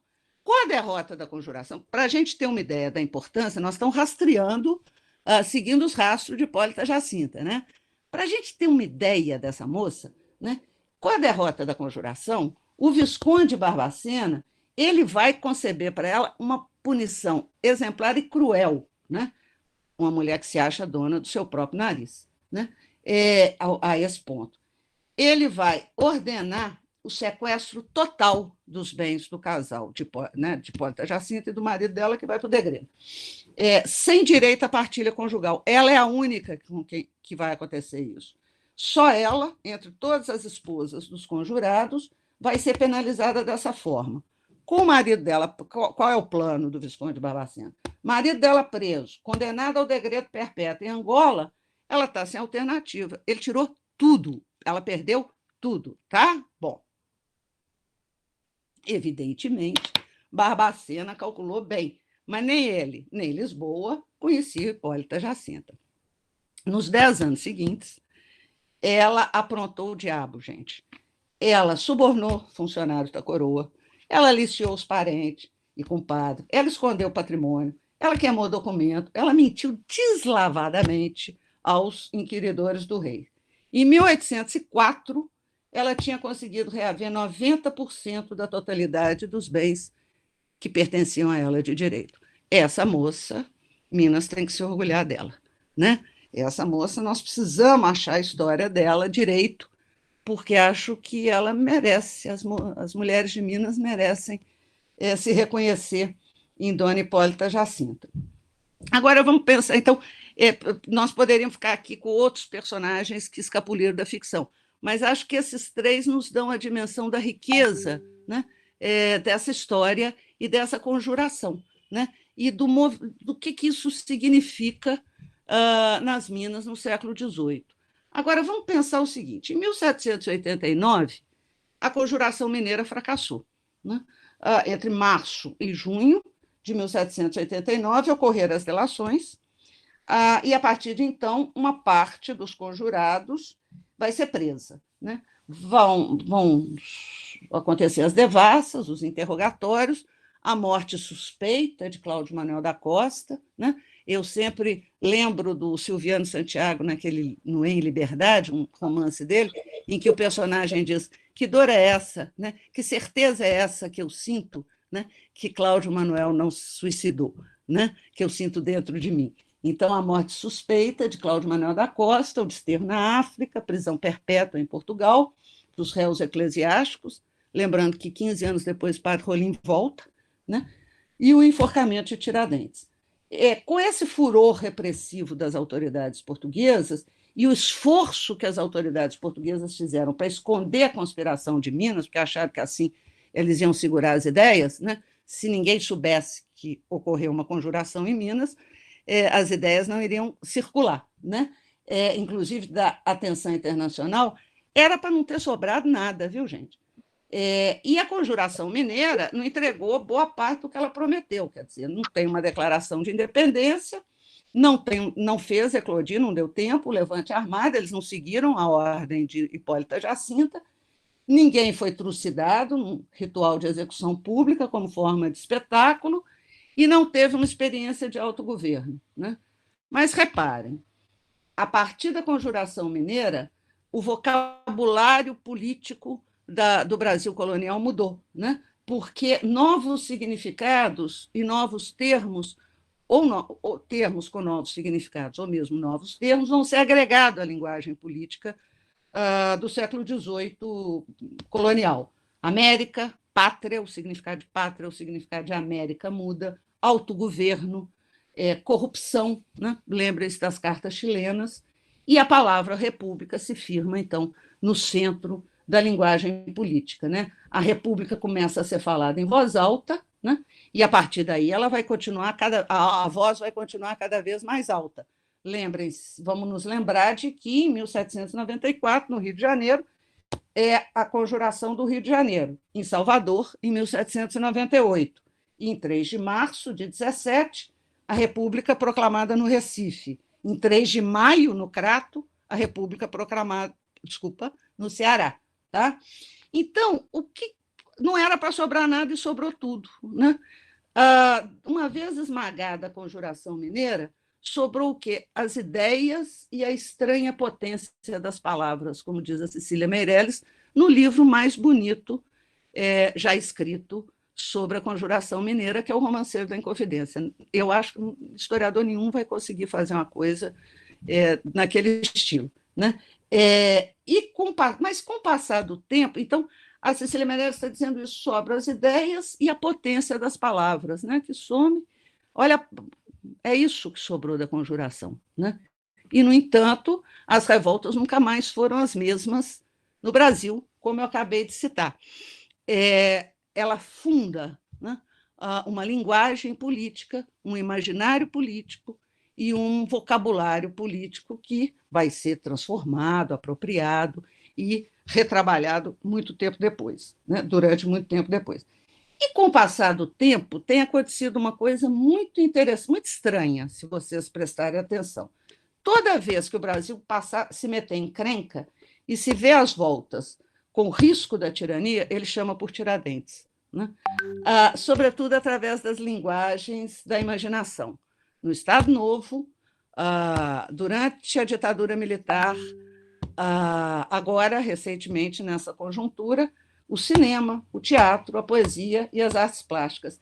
Evocar Tiradentes, né, principalmente nas linguagens da imaginação, passou a significar tomar uma posição a favor da liberdade. Então, e aí seria interessante pensar por que isso acontece, né? Principalmente se nós pensarmos o Brasil de hoje. O Brasil de hoje vive uma crise sem precedentes, né, na nossa história, com diversas dimensões que são inéditas na nossa história. O presente, nós estamos vivendo um presente sombrio, existe o risco real da democracia entrar em colapso. E esse, então, pode ser um bom momento da gente se dirigir ao passado e à Conjuração Mineira para tentar compreender nós mesmos por que evocar a Conjuração Mineira significa tomar uma posição a favor da liberdade, né? Se a gente talvez se aventurar fundo bastante em Vila Rica, né, e não nos perdermos em um dos muitos recantos exóticos e interessantes de Vila Rica no século XVIII, aí talvez a gente possa perguntar ao Tiradentes o que ele teria a nos dizer hoje, né? Eu acho que ele nos responderia com um punhado de palavras que ainda devem ter significados para nós: liberdade, soberania, felicidade, república. São palavras valise, porque elas trazem um conteúdo que se modifica e cresce ao longo do tempo, mas que são possíveis de serem compreendidas ao tempo de Tiradentes e no nosso tempo, né? Talvez Tiradentes nos sugira um pouco mais, a gente conseguiu ouvir a voz do Tiradentes hoje, né? Vamos retomar, talvez os brasileiros devam retomar o passo do ponto onde a Conjuração Mineira parou, né? Essa é a herança que o Tiradentes nos deixou, e a conjuração. Só se conjura, vai nos dizer o Tiradentes, para tomar de volta a liberdade perdida numa república. Esse é o sentido da conjuração. A inconfidência é o crime que a coroa portuguesa atribuiu a eles. A conjuração é uma forma política, de ação política, que acontece quando a liberdade está perdida na república e eu preciso recuperar essa liberdade, né? Tiradentes vai insistir conosco numa outra dimensão, num outro aspecto. Ele vai dizer, olha, a liberdade, lá no 18, e hoje, talvez, ela, além de ser um atributo do pensamento e da vontade para cada um de nós, ela se manifesta no âmbito público, né? No espaço da palavra e no espaço da ação. Ser feliz e praticar a liberdade, para Tiradentes ou para Padre Rolim, né, significa nós experimentarmos a oportunidade de discutir uns com os outros a nossa existência pública e decidir o que nós vamos fazer em comum para o nosso bem. Por exemplo, buscar a felicidade, assegurar o valor da igualdade como direito de todos, mitigar a dor. E Tiradentes vai confirmar também, provavelmente, aquilo que nós já deveríamos saber por força de tudo que nós estamos vivendo nos dias de hoje. Sem a identificação com o outro, né, a sociedade se degrada. Ela perde a noção da responsabilidade mútua, o fato de que nós compartilhamos um destino comum, né? A república não é só um modo de governo, nos diriam os conjurados em Vila Rica, né, onde se pratica a boa gestão da coisa pública. A república é também um modo de viver em sociedade, né, que se orienta por um conjunto de valores que devem ser praticados cotidianamente por nós. Quais são os valores da república desde o século XVIII? Solidariedade, tolerância, compaixão. Sem isso, é o medo e a tirania, né? Uma sociedade onde não há espaço para esses valores, ela é um aglomerado de homens e de mulheres muito vorazes, muito violentos, solitários, egoístas e ressentidos. O Tiradentes, se nós pensarmos, então, nós estamos a 2 séculos de distância do Tiradentes, e recordar cada vez que nós recordamos que um dia foi ouvido nessas minas, né? Nesses ares de Minas, significa, por causa disso, tomar posição a favor da liberdade. O Tiradentes infundiu muita energia no poder e na força das palavras. O que nós podemos fazer é recordar essas palavras, questionar essas palavras, para que a gente pense o que nós estamos fazendo hoje, né? Conhecer um pouco do que Minas colocou no nosso passado e em nosso caminho significa reencontrar a herança e o legado da Conjuração Mineira. Significa reencontrar o legado possível para um futuro que nós ainda temos em aberto. E vai nos permitir lembrar do brasileiro que nós fomos e refletir sobre o brasileiro que nós ainda queremos ou podemos ser. Então, vale a pena recordar a Conjuração Mineira e Tiradentes. Muito obrigada, gente.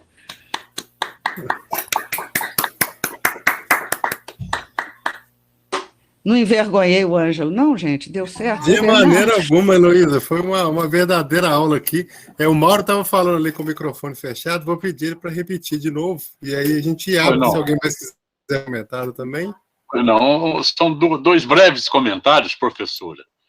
Primeiro, cumprimentá-la pelo seu brilhantismo, como sempre, que já apreciamos nos seus livros. Eu, por exemplo, acabo de ler O Ser Republicano no Brasil, História de uma Tradição Esquecida. É um livro riquíssimo na sua erudição e, sobretudo, com a característica de você fala sobre esses acontecimentos, sempre com o ar da modernidade, evidentemente resultante da sua pesquisa constante, da sua leitura constante. Sobre agora, na fala que acaba de nos brindar, mostra sempre que está muito atualizada na modernidade de toda a evolução desse conhecimento. É o caso do Bustamante, que a presença dele no Recife, quem sabe até uma influência já do pensamento libertário mineiro, que eu já tinha feito uma referência, mas não sabia com muitos detalhes. É o caso até de se avançar nessa possível influência de Minas Gerais no pensamento republicano. Mas eu apenas lembraria, acho que foi nesse livro que eu acabei de citar, que eu li, que já em 1720, no episódio da sublevação de Vila Rica, que o Conde de Assumar, né, atribui à República. Que gerou, né, no dia 2 de dezembro de 1720, a criação da Capitania Autônoma das Minas Gerais. O Conde de Assumar, naquele seu esclarecimento, porque que agiu com muito rigor, fala o seguinte: olha, eles queriam criar lá uma república, a estilo de Veneza, evidentemente que o conceito não é ainda o conceito norte-americano, mas é uma república, não é isso? Então, isso mostra o quê? O pioneirismo de Minas, né? Já no pensamento republicano. Isso é um dado muito importante. É verdade, então, você tem razão. Isso mesmo. Assim, e eu andei estudando muito essa questão dos 300 anos da capitania de Minas Gerais. Eu acho até, professora, se me permite, era preciso fazer uma reflexão muito importante, aproveitando essa data dos 300 anos, sobre essa evolução de Minas Gerais, que nós sabemos que passa por crises incríveis hoje em dia, né? Hoje mesmo, num debate aqui na Associação Comercial, discutimos a questão de Furnas, né? Minas tem que reagir bravamente ao que está acontecendo lá, como acho que tem que reagir bravamente também ao que está acontecendo com a mineração,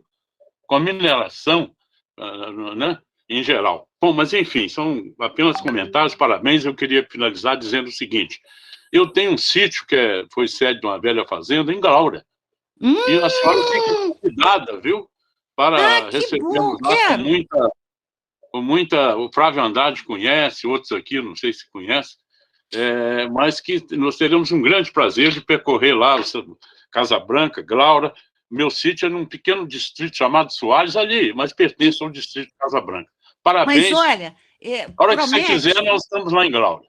Você promete, será muito bem recebido. Você promete? Vamos contar a história para a garotada de Glaura? Eles vão ficar orgulhosos. Podemos organizar.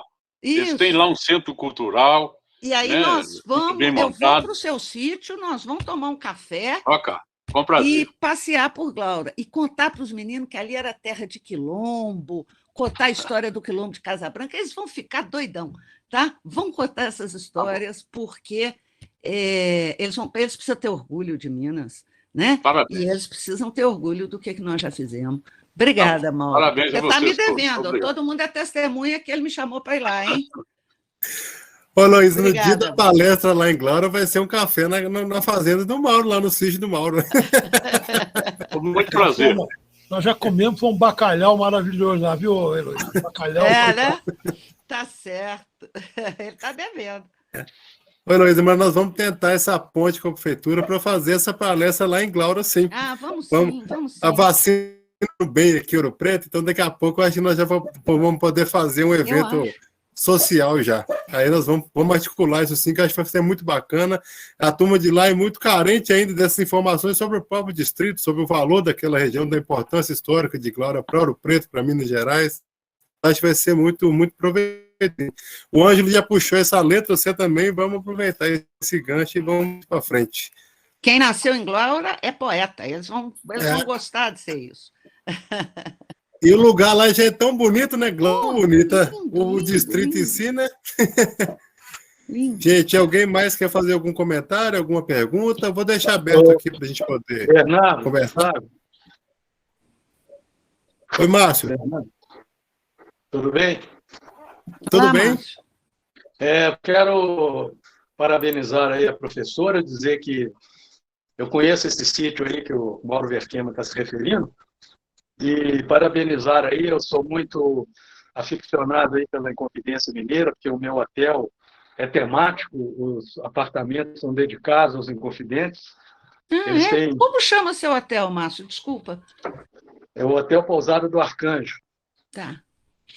Então, nós temos aí os apartamentos tem uma placa na porta com o nome dos Inconfidentes, e dentro do apartamento nós temos um quadro, né, com a historinha da participação de cada um no movimento da Inconfidência Mineira. Estão ouvindo? Sim. E também quero dizer que eu já conheço também a professora, os livros dela, inclusive tenho esse livro aí que vocês estão citando. Olha só, o embuçado na capa, viu?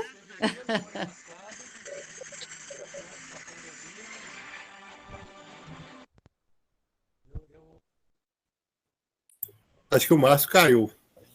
Márcio? Vamos cobrar do Márcio, Bernardo. Ele tem que fazer um quarto na pousada com o nome de Hipólita Jacinto. Exatamente. Tem, com certeza. Ele não tem saída. Suíte. Né? Quarto é pouco. Hoje, senão, a gente vai bater panela na porta da pousada dele. Mas ali ele tem que fazer, gente. Hipólita Jacinta, botar lá o quadro contando a história dela. Tá? Ele voltou aí, ô Márcio. Dele? Tá. Olha lá ele. Márcio? Você está sem microfone, Márcio? A gente está sem seu microfone. Márcio? Caiu a conexão, tive que conectar de novo. Só para dizer, então, que eu gosto muito desse tema aí, admiro a professora, tenho o livro dela, que eu li em fevereiro do ano passado, e está também com um convite para ela vir conhecer o nosso hotel e fazer uma apreciação da história que a gente está contando lá sobre a Inconfidência. Inclusive, o pessoal da recepção, eles se apresentam com trajes do século XVIII. Eu vou te pedir, vou te falar, claro que eu vou, muito obrigada, e você, na sua ausência, na hora que você caiu, nós armamos aqui uma conjuração e vai ter que ter um quarto na pousada, Hipólita Jacinta, tá, Márcio? Por favor. Tá? Pois não. A Hipólita era a mulher de qual é o Inconfidente mesmo? Ele era... Ele é um cara menos... Ele é um personagem menos relevante, embora vá... Não sei o nome dele de cor. Vou procurar aqui e te falo. Espera aí que eu te falo. Tá? Espera aí que eu te falo. Bernardo,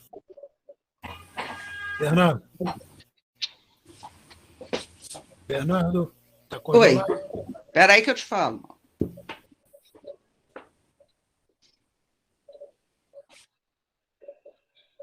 Sumiu todo mundo? Não, eu estou aqui. Bernardo congelou. Não, vamos continuar, eu vou lembrar o nome do personagem. O que é isso? Não tem cabimento, não. Heloísa, você me permite enquanto você procura aí? Sim. Bom, nós falamos na nossa divulgação que a gente ia sortear um livro. Esse livro da Heloísa, ela generosamente nos ofereceu um livro autografado para quem participar dessa reunião, para ser sorteado aqui agora.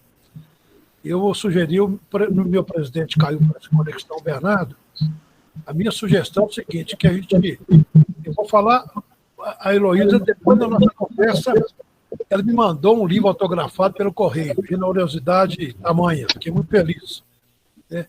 E a minha sugestão aqui é que a gente veja, dentre nós que está participando aqui da reunião, quem faz aniversário mais próximo do dia de hoje, para que a Heloísa possa enviar um livro autografado para essa pessoa. Isso. Márcio, pode, claro. Francisco de Oliveira Lopes. Pois é, nós temos um quarto aí com o nome deles. Pois é, tá, mas não tem da hipótese. Você pode trocar pela hipótese. Pode trocar. Faça-me um favor. Ele era lá da região de São João del Rei? É da comarca do Rio. Pois é, a Hipólita mandou o bilhete dela com o Vitoriano Veloso. Que veio desabalar a cadeira, fez o trajeto do cavalo, trocando o cavalo pelo meio do caminho. Isso. Não é isso? É isso mesmo. É isso aí. Isso, Francisco Antônio Oliveira Lopes. Obrigada, gente. É isso mesmo. Pois não. Mas posso sim, Flávio. É só vocês me mandarem Gente, o nome então vou pedir e o endereço. Quem faz aniversário mais perto de hoje, ou fala ou coloca no chat para a gente aí. Está longe, que é só setembro, e eu já ganhei, né, o livro da Heloísa, fiquei muito feliz. Eu vou pedir que ou fale a data do aniversário, se for próximo, coloca no chat, por favor. O meu amigo está longe. Alguém faz aniversário em julho, da turma que está aqui? O meu eu já comprei e já li, está aqui, ó. Então pronto aí. No dia do café eu tenho que autografar, hein? Rosimeire, 17 de agosto. Você colocou Rosimeire e colocou aí que é 17 de agosto.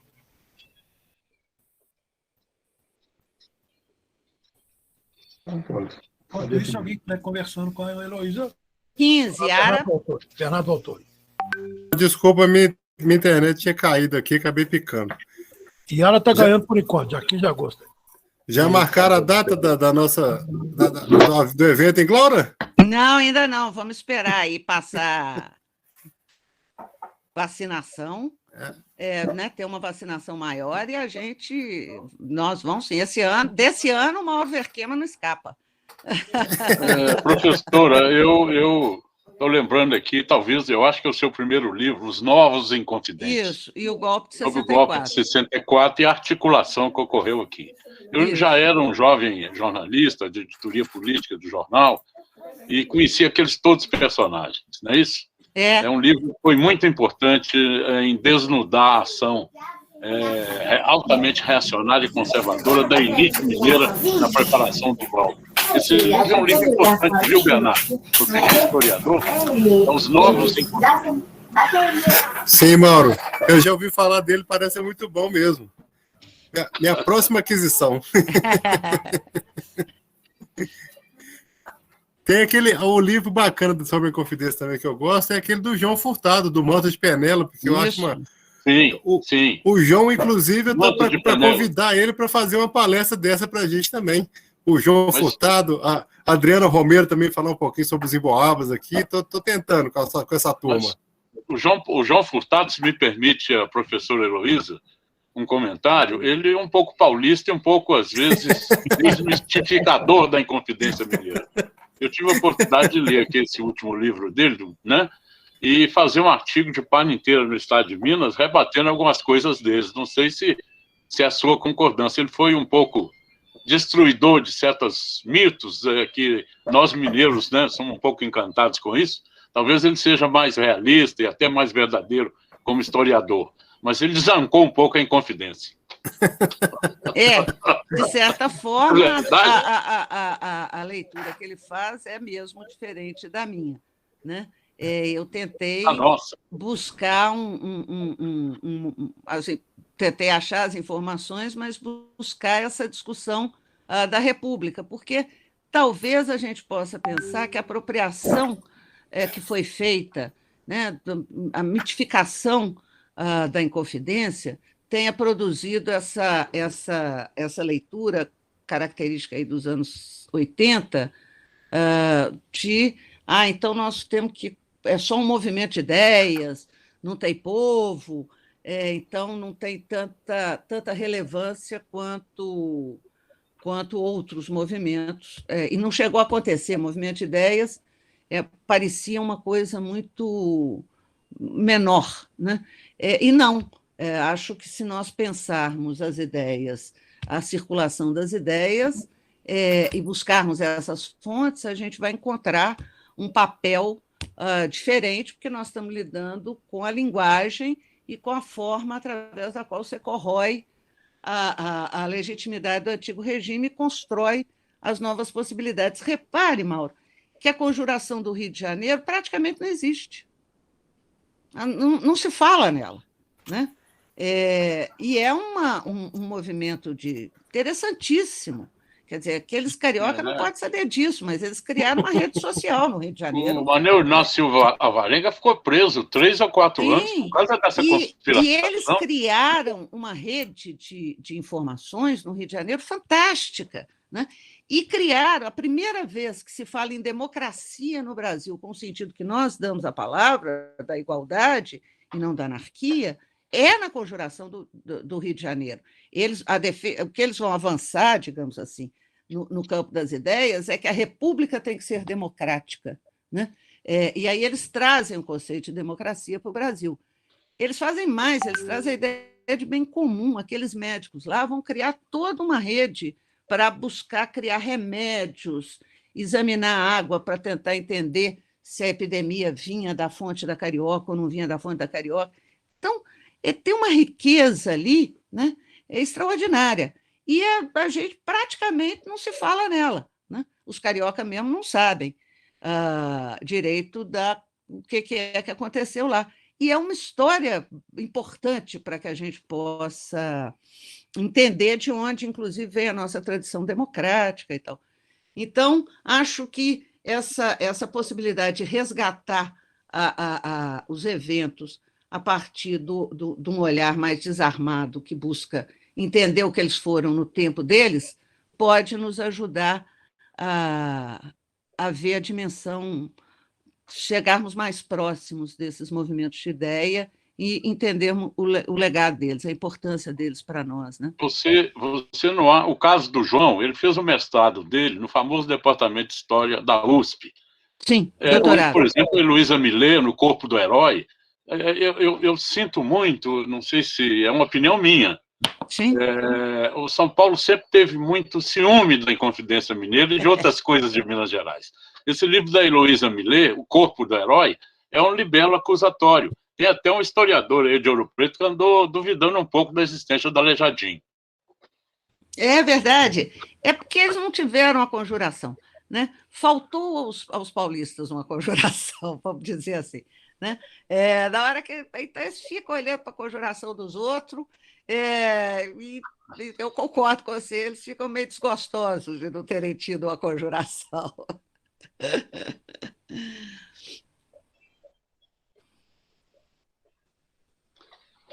Bom, gente, eu me despeço. Parabéns a todos. Bernardo, estamos aí firme. Parabéns, professora. Obrigada, Mauro. Bernardo, o nosso café, hein? Vamos fazer outras reuniões como essa. É importantíssimo isso para nós todos, para Ouro Preto, para o Museu da Inconfidência, etc. Parabéns a todos. Foi uma grande alegria conseguir participar disso. Obrigada. Professora Luísa, muito obrigado por tudo. Obrigada. Então, acho que o Tem Bernardo outro compromisso.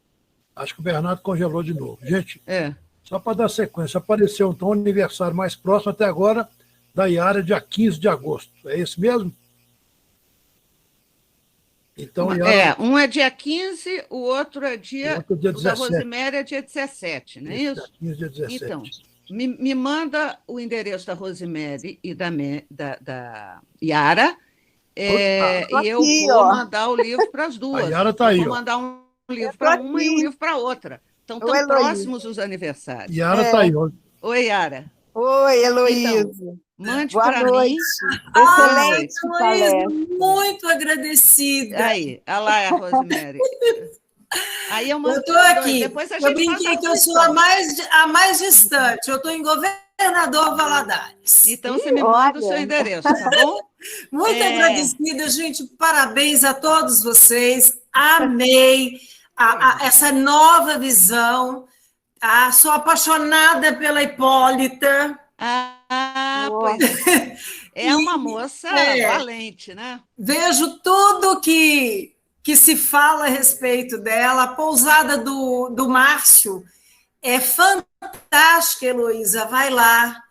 Tá? Ele é irmão de uma grande amiga nossa também, que é guia de turismo, e hoje mora em Uberlândia. E a gente, assim, é muito apaixonado pela Inconfidência Mineira, né, Alexandre? Então, Rosemary e Yara, me mandem o endereço. E como somos? Eu vou ter um grande prazer. Tá, de Como mandar pra somos, vocês. né? Rosemary e Yara. Muito obrigada, Heloísa. Ô, Eu Heloísa. vou colocar aqui o endereço aqui no chat. Por gentileza. É, Yara, eu vou botar o meu Obrigada, endereço gente. Boa também. Saber noite. seu endereço. Também vou botar meu endereço, tá? eu Sim, tô vai botar lembrando. no Parabéns chat. para nós, né, Yara? Você manda para mim, então, Flávio? Pode deixar que te mando.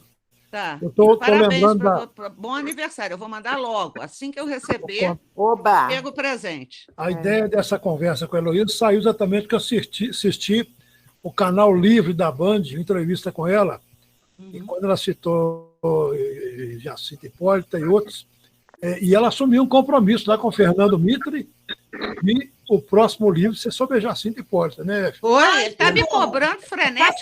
faltando isso. Tá? Está me cobrando Tá faltando freneticamente. isso. Isso aí. Bernardo, gente, hoje esse assunto de novo aí. Heloísa, Oi? só para confirmar que o nome dela está na porta do apartamento, tá? Muito bem, Márcio. Muito bom. É o apartamento 203 e está junto com o Oliveira Lopes. É nesse que eu vou ficar hospedada. Aí, ó, já pronto, já define. certo. Ô, Flávio, já botei meu endereço aí, viu? Tá, ele vai me Opa. mandar o de vocês duas. Ô, Heloísa, que ótimo, adorei ganhar um livro. Você sabe que eu sou aposentada do IFAM, trabalhei muitos anos no Museu da Inconfidência e atualmente eu sou professora do curso de museologia da UFOP. Que é um bom curso. Exatamente. Então, esse livro vai ser excelente. Eu gostei muito da trajetória que você fez sobre o livro das leis constitutivas norte-americanas. É muito interessante essa trajetória, que a museologia lida muito com essas questões, né? Então, achei muito interessante. Muito obrigada pela sua palestra, excelente. Obrigada, Yara. Parabenizar também Flávio e Bernardo, né,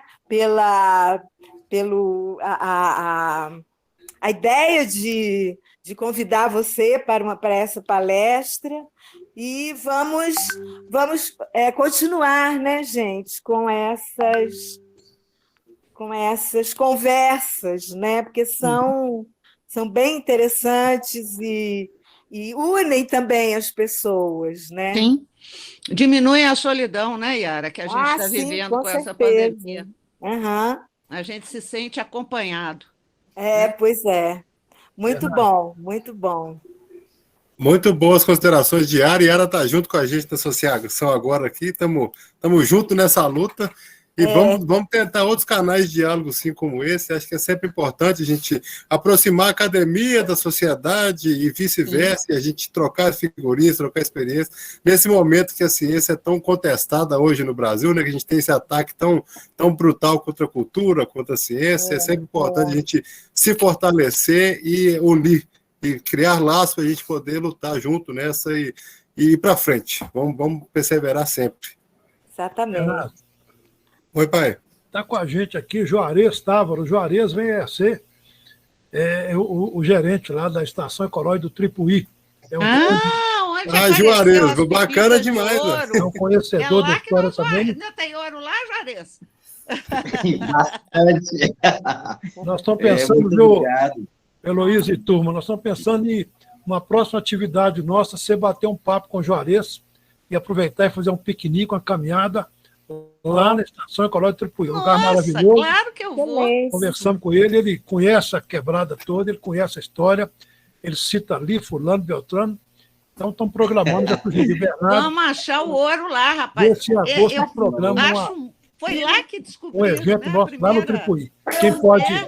Quem pode vai caminhando, quem não pode vai de carro mesmo, a gente faz um piquenique legal lá. Pode ser, Juarez? Combinado, Juarez. Você está perdido, Juarez. Claro, Flávio. Muito agradecido. É um privilégio, né? Estar podendo participar e ouvir. Muito obrigado, né, Heloísa? Principalmente pelo fato da interação. Eu acho que eu gosto muito de história. Trabalhei muito com restauração, fiz a restauração da Casa Bandeirista lá no Parque Estadual do Itacolomi, e hoje gerencio a Estação Ecológica do Tripuí. Né? Sou de Ouro Preto e é um privilégio estar podendo contar a história. A história é maravilhosa a partir do momento que você se interage e conta, ou seja, o subsídio nosso, ele vem, né, dos antepassados, ele é uma coisa antiga, onde você consegue transmitir essa sensação linda e harmoniosa para as futuras gerações, para presentes e futuras gerações. Então, assim, o bonito está na arte de você conseguir transparecer, contar, trazer para o dia a dia. E eu percebi isso muito em você, isso é muito legal. Quando eu conto um caso, quando eu mostro uma questão histórica, eu sempre falo assim, imagine, gente, essa época, você entendendo, enxergando isso, buscando essa referência, sem tecnologia, sem celular, sem coordenada, imagine que coisa fantástica. Hoje, né, eu trabalhei muito tempo na restauração da Casa Bandeirista, depois tive como referência o Pico do Itacolomi, conhecido como Farol do Tripuí. Farol do Tripuí, água de fundo turvo. Hoje eu estou na Estação Ecológica do Tripuí, exatamente na água que canta na grota, água de fundo turvo. Segundo o Arzão, onde o mameluco Duarte Lopes encontrou as pedras escuras que veio a dar origem ao Ouro Preto. Coisa fantástica, é muito bacana. Né? A história é assim.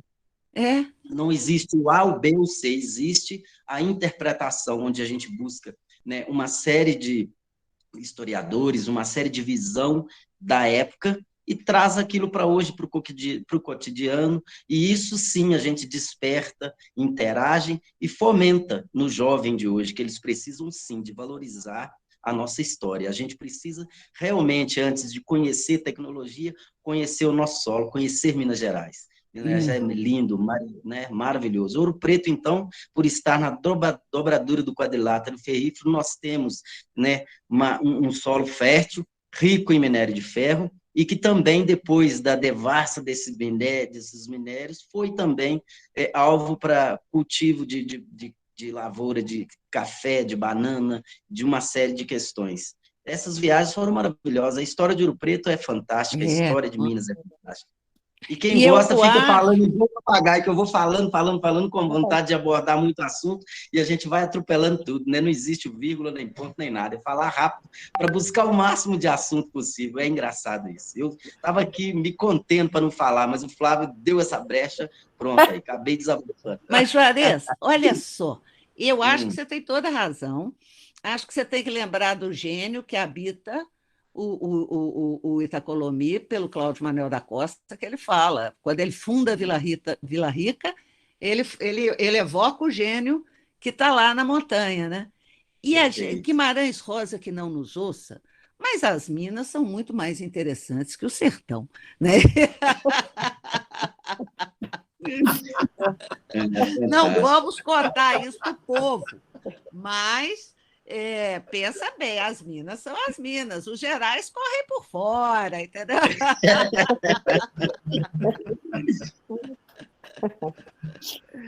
Que bom. Mas eu vou sim, viu, Juarez? Nós vamos lá ver o ouro do Tripuí E vamos lembrar Claro. do gênio de Cláudio Manuel da Costa, fundando Vila Rica. Heloísa, Nossa, tem que ler esse aqui também, ó. Esse é brabo, é pesado. O tamanho e no texto dele aqui, ó. A Geografia do Brasil está aqui, ó. Impressionante. Parabéns por esse trabalho, Heloísa. Muito bom. Obrigada. Tá bom, Gente, gente. Eu mais vou, alguma vou me consideração? despedir de vocês. Então, olha, eu quero agradecer muito a vocês pela companhia, por eu me sentir acompanhada, por vocês poderem me ajudar a pensar. Vocês não têm ideia de como é importante estar junto e poder pensar junto com vocês e conversar nessa situação tão difícil que a gente está vivendo. Muito obrigada, viu, gente? Foi muito, muito, muito bom estar com vocês. Cuidem Muito bem obrigada, de Vila Rica. Heloísa. Cuidem Boa bem noite. de Heloísa. Vila Rica. Um Nós abraço é que agradecemos por essa aula aqui, por essa prosa tão boa que a gente teve aqui. Uhum. Para nós foi um prazer. E vamos te convidar para as próximas também. Eu comentei, a deixar. gente pensa em chamar outros pesquisadores também, o professor Eduardo França Paiva, falar um pouquinho sobre escravidão e o universo cultural na colônia, o professor Adriana Romero, para falar dos emboabas. Então, tem muita gente boa para a gente chamar. E enquanto a pandemia não nos deixa encontrar pessoalmente, a gente vai fazendo virtual e quando der uma brecha, a gente faz uma caminhada para o Tripuí, uma caminhada para o Pico Itacolombi, quem sabe, uma próxima aí. Muito legal! Lá no Vamos Tripuí, Juarez vai nos levar lá onde da Fonte do Ouro, que nós vamos catar umas pepitas de ouro lá para gente. Isso, ele sabe onde está o ouro das minas, ele sabe exatamente onde está o ouro das minas.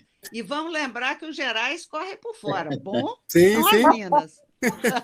Tá bom. Boa noite, Bom, então, gente, gente. muito obrigado. Por favor, Flávio, manda para mim o endereço. Boa noite, que eu quero obrigada. mandar pra ela. Viu, gente? Boa noite, gente. Muito obrigada Boa por noite, hoje. viu? obrigada. Obrigado, Heloísa. Obrigado, Heloísa. Fica o convite aí, quando vier a Ouro Preto, conhecer lá a nossa homenagem aos Inconfidentes. lá Não, no vou Hotel ficar já Central. no quarto da Hipólita, nem vem que É não o vem. 203. Nem vem, 203. eu já vou pro quarto Hipólita, tá legal? Nem vem. Tá bom, tá A combinado. Heloísa já está cheia de compromisso aqui em Ouro Preto. É Glaura, Ana Pousado, Márcio. Vai ser É, bom, não isso vai? aí. Vai ser legal demais. Beijo grande. Muito obrigado. viu? Um Beijo, grande Gente, abraço. obrigado. Beijo. Flávio, Parabéns, obrigada obrigado, pelo convite. Luiz. Boa noite. Obrigado, Obrigada, hein, gente. Tchau, gente. Tchau. Obrigada. Muito bom. Tamo junto, Obrigado. gente. Tchau. Tchau.